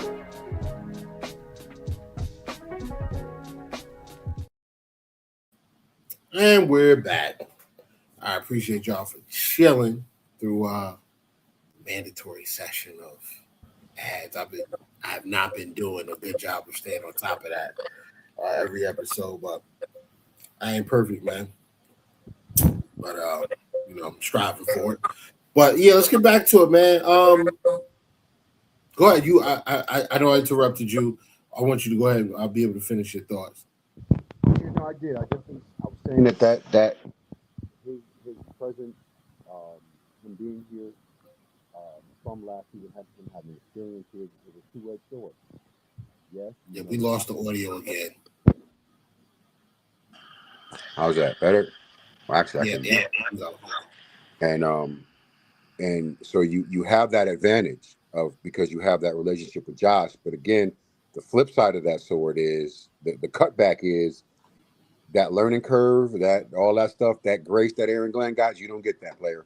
You have to produce. And I know in the back of my mind that the fan base will forgive him if he doesn't. Yeah. But the expectation is there. Yeah. But it's less of a like I think the expectation or the pressure is more around Josh's age than it is. I was about to ask you that. Like you better get this done because if you don't, we want you out of here. I don't think that's what Brady's walking into, and I think Brady knows that. I'm sure he understands it. But another comment, I'm gonna get into a couple more. Carlos, I saw your comment, man. We're gonna talk about that as well. Realistically, I can see them going 3-2 the first 5 games. If we go 5-0 or 4-1, can't nobody tell me nothing. Bill centric, 4-1 is where I'm at. We use our first pick for a defensive end. You want more? Yes, I want more. If I can get my hand, listen, if the Bills can pull off a trade and bring in Max Crosby, and we can have Max Crosby, Rousseau, Bradley Chubb, TJ Parker, going into the playoffs, yeah, dog, like, yeah, like yeah, like let me get that. Let me go get me a guy on the other side of the ball that can change a game in a single play. And now I'm surrounding him with talent everywhere else too. Like it's not like he's playing with the Raiders where they drafting Cleveland Farrell and Tyree Wilson. No. Like he got some dudes with him. So like let me go ahead and get that. And please do me a favor, y'all, and send in chat. Tell me what your record is going into the bye week for the Buffalo Bills. What you see the record as, and if you have teams we're losing to, put the team or teams that you think we're gonna lose to. Because I really want to see what like the consistency you guys are. Like I know Dogs in here, Carlos, Bill Centric, Albert, like Tom. Like if y'all are in here, man, like I really want to know 3 wins and 2 losses. Where you guys are at with that, because I'm at 4-1. Like I'm at 4-1 going into the bye. I'm at 3-2. Yeah, I'm not. I'm at 3-2. I'm at 4-1. The Texans are one of them. One or both of the LA teams. I could see us losing. Because we can hang with them, but that Rams game is just burned into the back of my mind where Josh Allen played his heart out, threw for 6, threw for 3, ran for 3, like played his heart out, only to lose. I mean, he push for 3, but yeah. Man, can I just right quick? Speaking of which, we have to also stop getting rid of talent, the workhorses. We got rid of Reggie Gilliam. We sent him up to the Patriots. We ain't learned nothing from sending Mac Hollis over there. We ain't learned nothing. So that was a money thing. Me personally, I hate the fact that Mac Hollis isn't here, because what we paid Palmer is like double what Mac got. So I think Mac signed like a 2-year, like $8 million, $9 million deal, maybe 10, something like that. It wasn't a ton. And we signed like 12 a year. So I feel like that was dumb. Like I feel like we should have extended the money for Mac Hollins and kept him around. But I get it, man. Mac's 32, Palmer's 26. You know. But my thing is his contributions though were like worth it. Like Mac Hollis was one of the factors. Like in my opinion, the 2024 iteration of the Bills, in my opinion, is the best we've had so far. In the Josh Allen. No way. You don't think we had a better iteration than the 24 Bills? Oh yeah. Which one? Who you think is better? What year? I think 2023 was better. 23 was better. What made 23 better in your opinion? Stephon Diggs. Like you got Stephon Diggs. You got you have a top 10 offensive line. James Cook coming into his own in 23. You have Diggs. You have Davis still. You have Kincaid. Not like you have everybody on offense. Defensively, I don't really see a big difference between 24 and 23. The difference is between 24 and 23 is 24. The 24 team took the ball away a lot. Yes, we definitely did. And the O-line, and I will say that, like, especially last year, they kept Josh's jersey a lot cleaner. Even as far as last year, they like Josh, the way he was sacked was ridiculous. So I will give you that. But what for me, what tarnishes the 23 season? Don't get me wrong. I agree with some of your points, but what tarnished the 23 season for me was the denigration of the relationship between Josh and Stephon. Yeah, brother, I'm not hearing anything you saying right now. Oh, word? Is my Okay, Nat. you I know, don't know. Whatever you do after I say that, that's like keep doing that. Yeah, yeah. what I need to do is put this thing in a daggone tripod. Like I got some sense, but technology issues. I got to keep my phone on the charger. There's just so much going on right now over here. Okay. Yeah, I get it. But the denigration of their relationship on the field and off the field for me, kind of that's a stain on that iteration's legacy for me. And for off the field stuff to start leaking on to on the field stuff, that's the issue for me. Yeah. You know what I mean? Because I what what hurt me, I realized where that trauma came from when we got, and I'm gonna go back way back to Percy Harvin. If you remember, Percy Harvin was a dynamic kick returner. Mm-hmm. Yep. And I mean, fast as I'll put him up against anybody running right now. Yeah. But he was a cancer in the locker room. But I was so excited that he got here, though. I was so excited. I'm like, yo, we got Percy Harvin, and he does this and that, and he's quick. But he was a cancer in the locker room. Mm-hmm. And at that point, I was still working for the Bills. So I'm like, wait. And for me, as an individual, as a journalist, and what I do now, and all of this stuff now, for me, that was kind of like, dang, you have to have that balance, that on the field, off the field balance.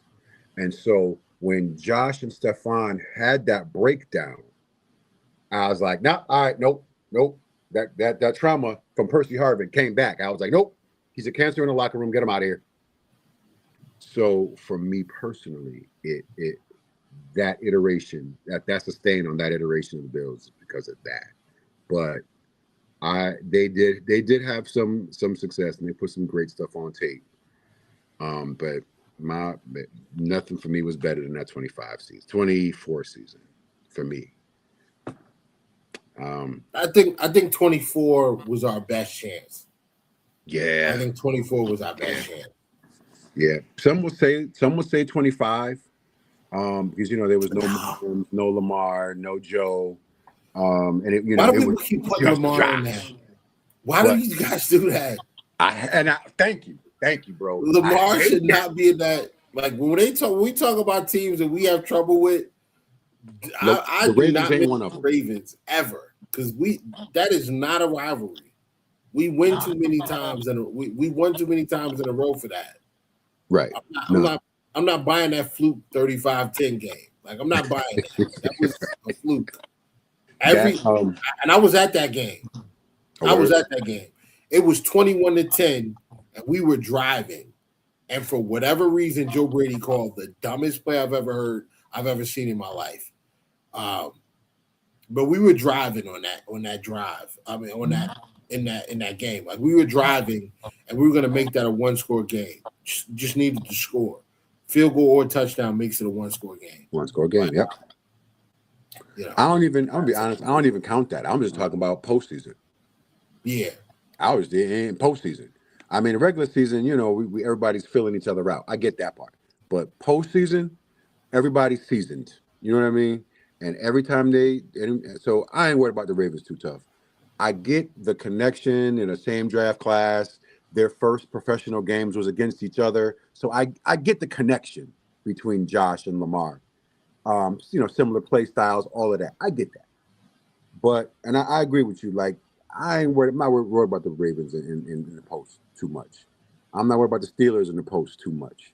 Anybody they say I ain't worried about them too tough. Other than, well, I would say the last iteration of the Chiefs, but I wasn't worried about them either. Man, it's just the Chiefs. That's it. I'm not even sweating the like a lot of y'all, like right here. Ours says 3-3. Texans, NRG, Lions run game, and Aiden Hutchinson, Lions linebackers, and that one hard hitting safety. You talking about Kirby Joseph? He cool. Split what they doing at corner though? We're gonna split with the Pats, so maybe the Pats lost or the Rams are the loss. That's 4 games, man. So you got us going 2-4 then, really. I don't see the Pats as an L. I feel like as I mentioned, we've seen the best of Drake May. I don't know how many of your viewers are Patriots fans or whatever like that, but sorry guys, the coach the chariot has turned back into the pumpkin. Really? You think so? Yeah, man.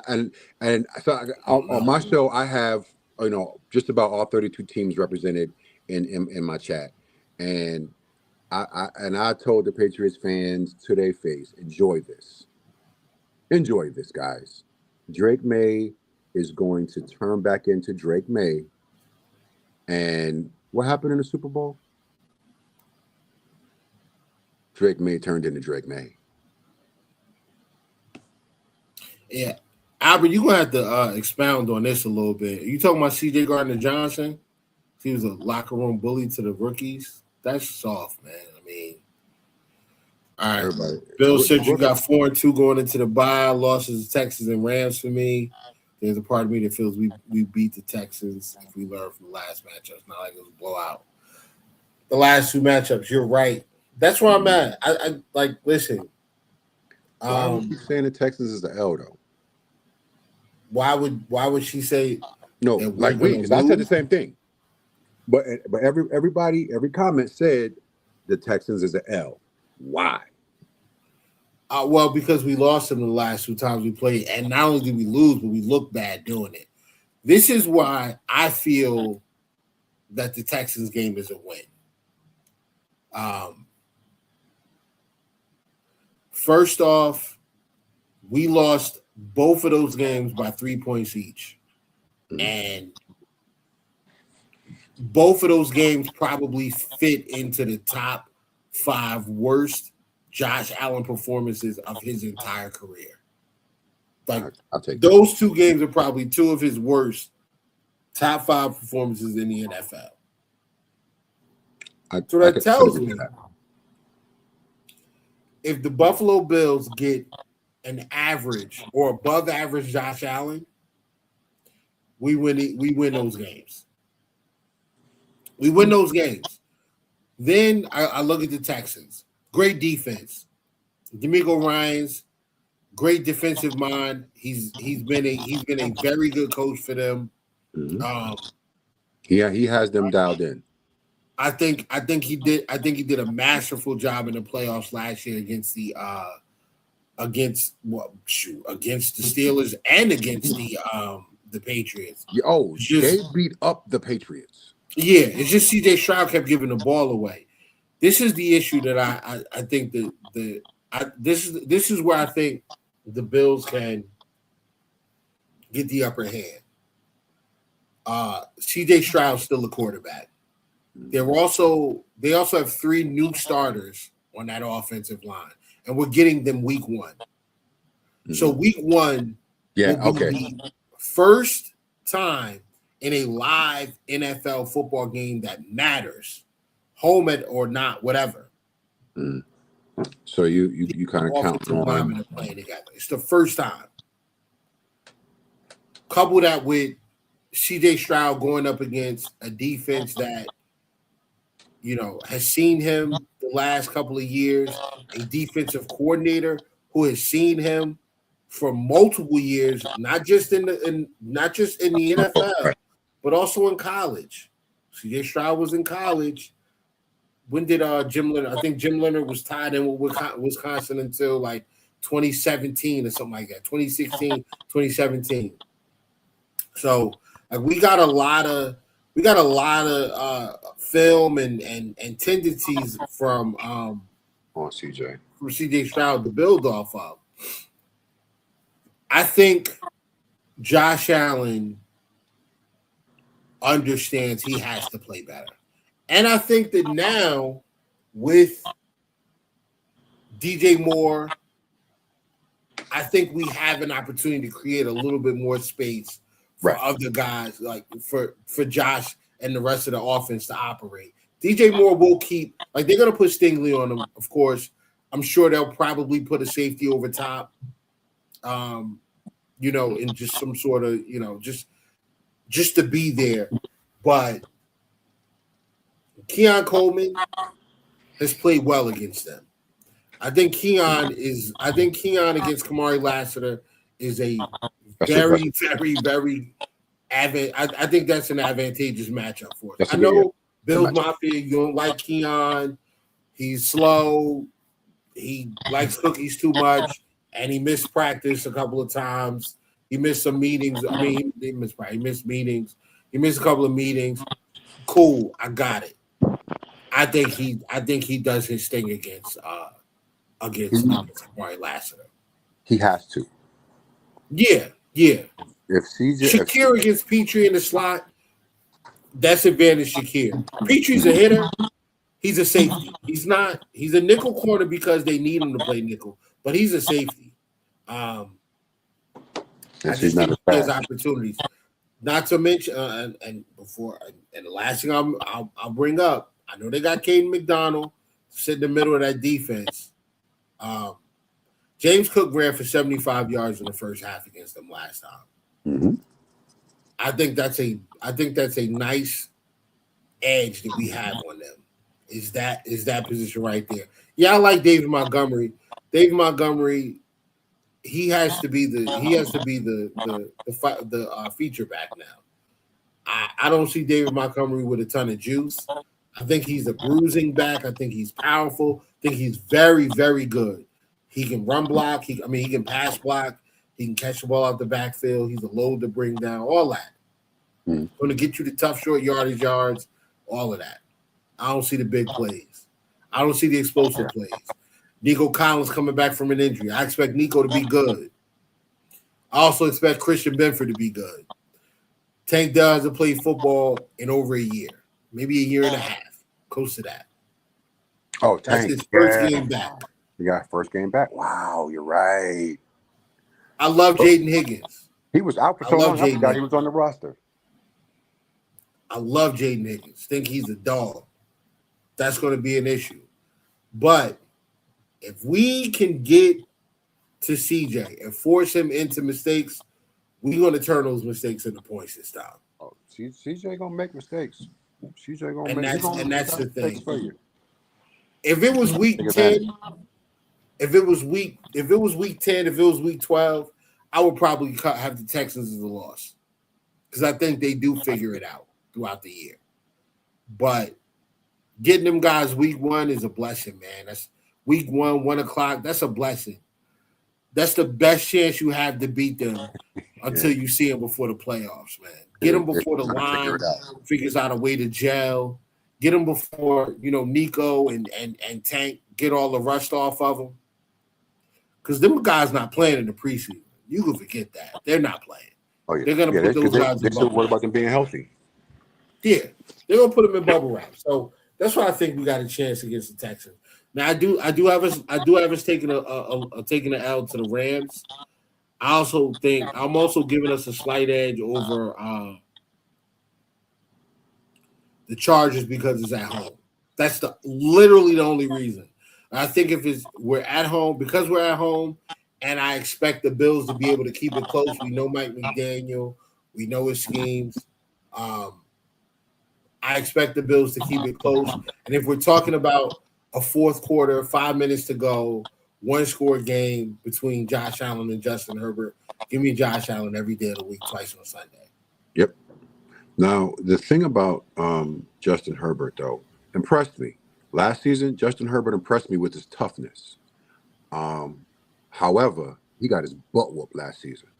Game after game after game after game after game, Justin Herbert got his butt whooped. And to the point, it was one game, I'm like, dang, I feel bad for him, man. Pull him out. Like, I knew they weren't, but I just felt bad for the brother. But with that more aggressive defense that I'm hoping we're building, and it looks to be that. I feel like getting Justin Herbert and throwing him off and just reminding him of, remember last season when you got your butt whooped over and over and over again? I feel like that's advantage Bills. if that defense is able to get at him like he was got at last season. That's a tall task, man. That's a good offensive line. Now, I think they fixed their set. Yeah, and I like they're getting both their tackles back. Like they brought in a center who I like a lot. I think they drafted like 4 offensive linemen this year, something like that. Like they really attacked offensive line this offseason. So I expect them to be better. That's gonna be a tough game though. Like it always is. That game against the Chargers is gonna be tough because the Chargers, to me, I think the Chargers are one of the 3 best rosters in the AFC. Easily. Thank you. Yeah. Thank you. I agree with that take. Yes, 100% I agree with that. Both LA teams are formidable. Oh, absolutely. Yeah. I don't want to see Matt Stafford coming off his MVP. Matthew Stafford coming off of his MVP season. So I just like sleepers, both of them, and that's why I have them as L's because, well, not both of them, only one of them. I have Texans and one of the LA teams as an L. And it'll probably be the Rams because it's in LA. But if you come to the house, I feel like we got them. I don't know. That's why I only said one of those LA teams was an L. Listen, the Bills could go 4-1, and I wouldn't be surprised. And the Bills could go 3-3, and I also wouldn't be surprised. But again, because of the way the season starts, I think we learned a lot about this team very, very early. Yeah. Well, it depends because we thought we saw that last season. But for whatever, throughout the season, they didn't adhere to that identity. I mean, going from that crazy win against Baltimore, beat up on Aaron Glenn's Jets the very next week. We were 4-0, right? For at one point, it was just us and Philly, undefeated. Yeah. Yep. And so we looked like that team, but for somehow, some way, we got away from that identity where we expected to win that game. We did what it took. Then we'll just play behind. Then those couple of games where we played from behind. No, we lost. Then we started playing from behind because you had that Cincinnati game, Pittsburgh, Cincinnati, the Patriots win was from behind. So you had a 5-game stretch where you're playing from behind the sticks, and you can't have sustained success playing behind the sticks. And unfortunately, the second half of our season was all that type of gameplay. All of them. Pittsburgh, Cincinnati, Patriots, Pittsburgh, Cincinnati. Who was after Cincinnati? Even the Browns game. Even the Browns game. You talked about playing down to our opponent. We started struggling against the Browns and the Panthers. Yep. You remember them games? No, not the Panthers. The Panthers was decisive. I just feel like we didn't put them away quick enough. I feel like we let them hang around too long. Put them away. We smoked the Panthers. I'm gonna have to go back. Even the Chiefs game, I thought was even though it was close. It felt like no. It just felt like that. Like it just felt like we were the clear-cut better team in that game. Yes. That's what I said. We were in the driver's seat in that game. Yeah. But after that, man, I mean, we lost to Miami. We just had some bad losses, man. Some bad losses. And I felt like it came down to identity issue. Of course, it was those little things, Kincaid being hurt, the O-line being hurt in the Pittsburgh game. Like, I get those things. But playing like you know who you are, and when the Bills do that, there are very few teams that can beat them. When the Bills play like they know who they are, because every Bills fan in Mercedes-Benz Stadium that I talked to afterwards, even when I did the show, it was like, who the hell? I'm sorry, I don't know if you cuss on your show. I don't. Who was that team that showed up in the Bills uniforms in Atlanta? Because that was not the Bills that we know. That was not the Bills that was just 4-0 with Philly, the last of the two undefeated teams to start the season. And I mean, they did not look good at all in Atlanta. At all. And so not adhering to your identity and playing like you know how to play for real, despite the injuries, despite lack of talent in your depth chart. Play like you know how to play. And in the Atlanta game, I can call out specifically that the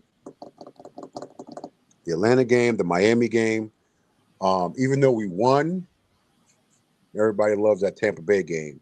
But I'm like, listen, the defense fell down in that Tampa game. Mm-hmm. Like, we scored, they scored. Like, nobody was stopping nobody. Right. And right. Pardon my grammar, but they just, all right, Baker, you score, now we're going to score. You score, we score. And that was just one of the ones where y'all not playing to your identity. And when we do that, and we you can pretty much call it an L, or we're going to wind up playing from behind. How much of that do you attribute to coaching? I know, because I know you're a McDermott guy. I was a McDermott guy as well. But how much of that do you attribute to coaching? I'm gonna give it, and I'm gonna give you my answer only because I know some inside stuff. So that lack of aggression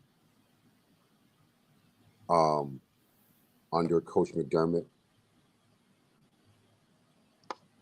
I feel like will go away now. That hungry, that dog mentality, that no more Mr. Nice Guy. I love Coach McDermott. I love the culture he created. He wanted men to be men, and I appreciated that about Coach. One of my I was a bodyguard for a couple of the Bills, and one of my clients, actually, he and Coach McDermott at his second stint with the team got into an argument about the shoes that he had on his feet on the plane ride home. They were Louboutins, but they were sneakery. Coach felt like his shoes were sneakery. He's like, Coach, man, these 6 bands and this blah blah blah. But Coach was concerned about, that you don't wear soft bottom shoes on this plane, and that was just the culture that he had. And in some of the circles that I'm in, Coach Daboll, before he left, he said, "Listen, you guys are not gonna." And this is inside. This is a private conversation, but I'm sharing it with you guys. That Coach McDermott was more concerned with them being good men off the field than their football player. And so, yeah, I was just about to say, man, all that culture and stuff, like, it's cool, but it don't win football games, man. Like, you need some dogs out there, man, and that's why, like, with McDermott being gone, a guy like C.J. Gardner-Johnson, who fills a specific need, yes, would never be on this team. That dog, yeah. And not just that dirty dog. You know what I'm saying? Listen, we getting downhill 100%. And we're being violent. It has been a long time since our team, the Bills, have played with violence, and I don't, you know what I mean? Don't hear what I'm not saying, but that type of aggression, that fire, that flame, that get downhill, get in your face, keep punching you in the mouth, imposing my will. We haven't had that iteration of the team in a minute, in my opinion. Too long. And I'm excited and I am hopeful that we punch some mouths next season. Absolutely. Now, before we get out of here, yes, sir, I gotta ask you, for a record prediction. I do this with everybody. No problem. All right. No I need a problem. record prediction for the 2026-2027 Buffalo Bills. 14-3. Give me the whole gamut. Record prediction, wild card, missed the playoffs, division winner, one seed, whatever it is. Just lay it on the pie, brother. All right.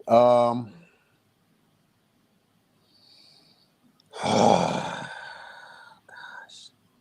Listen, I don't want your viewers to hate me, brother. All right, I'm gonna be honest with you, man. I do not see us going to the show this year. I don't see it. Record, great season though. Great regular season, because I feel like the gelling and the coming together and all of that, yes. So regular season, I'm gonna say 14-3. And we will make it to a divisional, but that's where we end. 14-3. Is that enough games? I think, or am I missing a game? No, you good. You good. Right. It's I have to do 17 my math games. right Yeah. quick. No, so I have us at 12-5. And that's only because I do I would love for us to start 4-1. I do expect it. I do expect I would love for us to be 5-1 going into the bye. I do expect some early issues defensively. But you don't think that the back half of that season? I mean, I know we have that. Oh no, yeah, the back half, the back half I think is very winnable. But I do think I'm saying 5-1, but like I said, I could if we go out there and we get to the bye at 3-3, it won't surprise me if we lose to the Texans, lose to the Rams, and lose to the Lions. That wouldn't surprise me. The team started 0-2, and it would not surprise me at all. Not at all. Because I think those teams we're playing are very good. I do think that the path for us to win is there for all of that stuff. This team could go 11-6, and I wouldn't be surprised. They could go 15-2, and I wouldn't be surprised. What's the difference? The difference is how quickly the defense gets up to speed and is playing at a high level. The defense is playing at a high level. 14-3, 15-2, those are available like that. I think that's really possible because the offense is going to get they're going to put points on the board regardless. They are. Josh That's don't do it. Josh that's don't the do it. least of my worries. It's just how quickly does the defense start imposing itself? That's my question. So I'm gonna hold you to 14-3. You said you got us going into the divisional and losing the divisional. I think if we get to a record of 14-3, I'm expecting a Super Bowl. I'm expecting us to win the East, win the AFC, because I think 14-3 will be good enough for the 1 seed.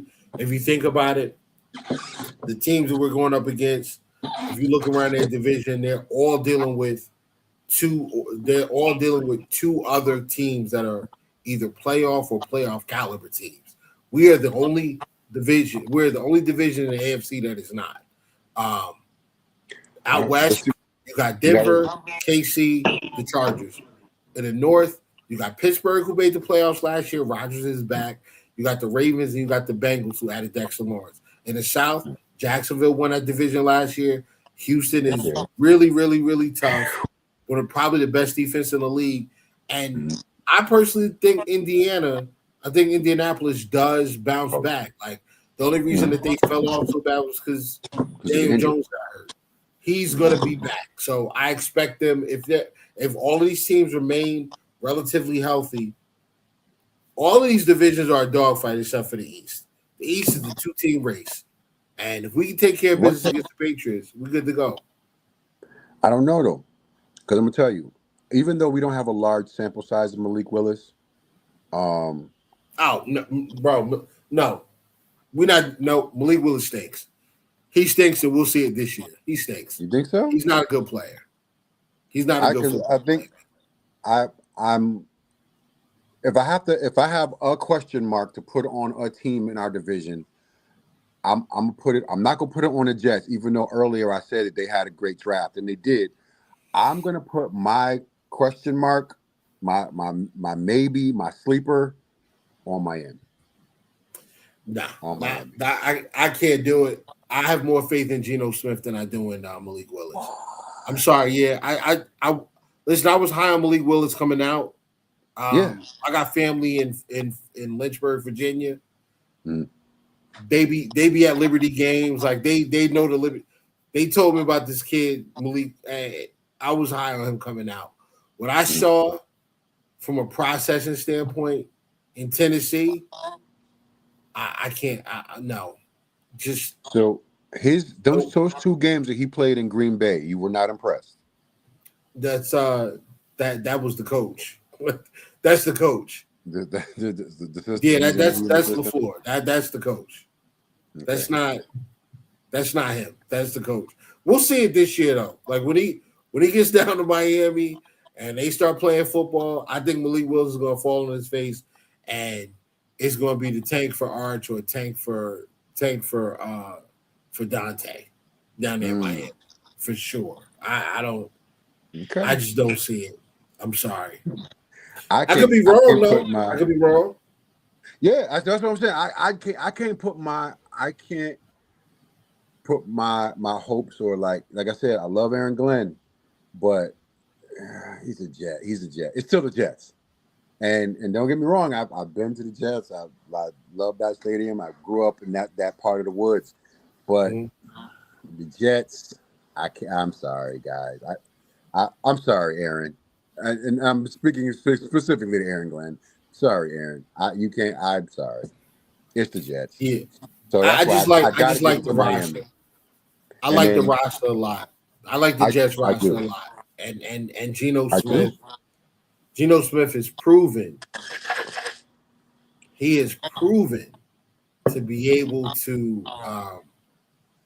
put in that work. Like he has shown the ability to have a good season, multiple good seasons in a row in Seattle. So, but now see, I feel like that right there, Geno's success was because of the system. Because they pulled him out, put Sam Darnold in, and look where they went. Yeah, that was a different coaching staff, though. Like that's a different. Like that was just different. That was Mike McDonald and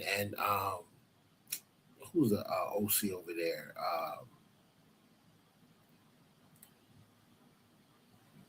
And you're talking about Seattle, right?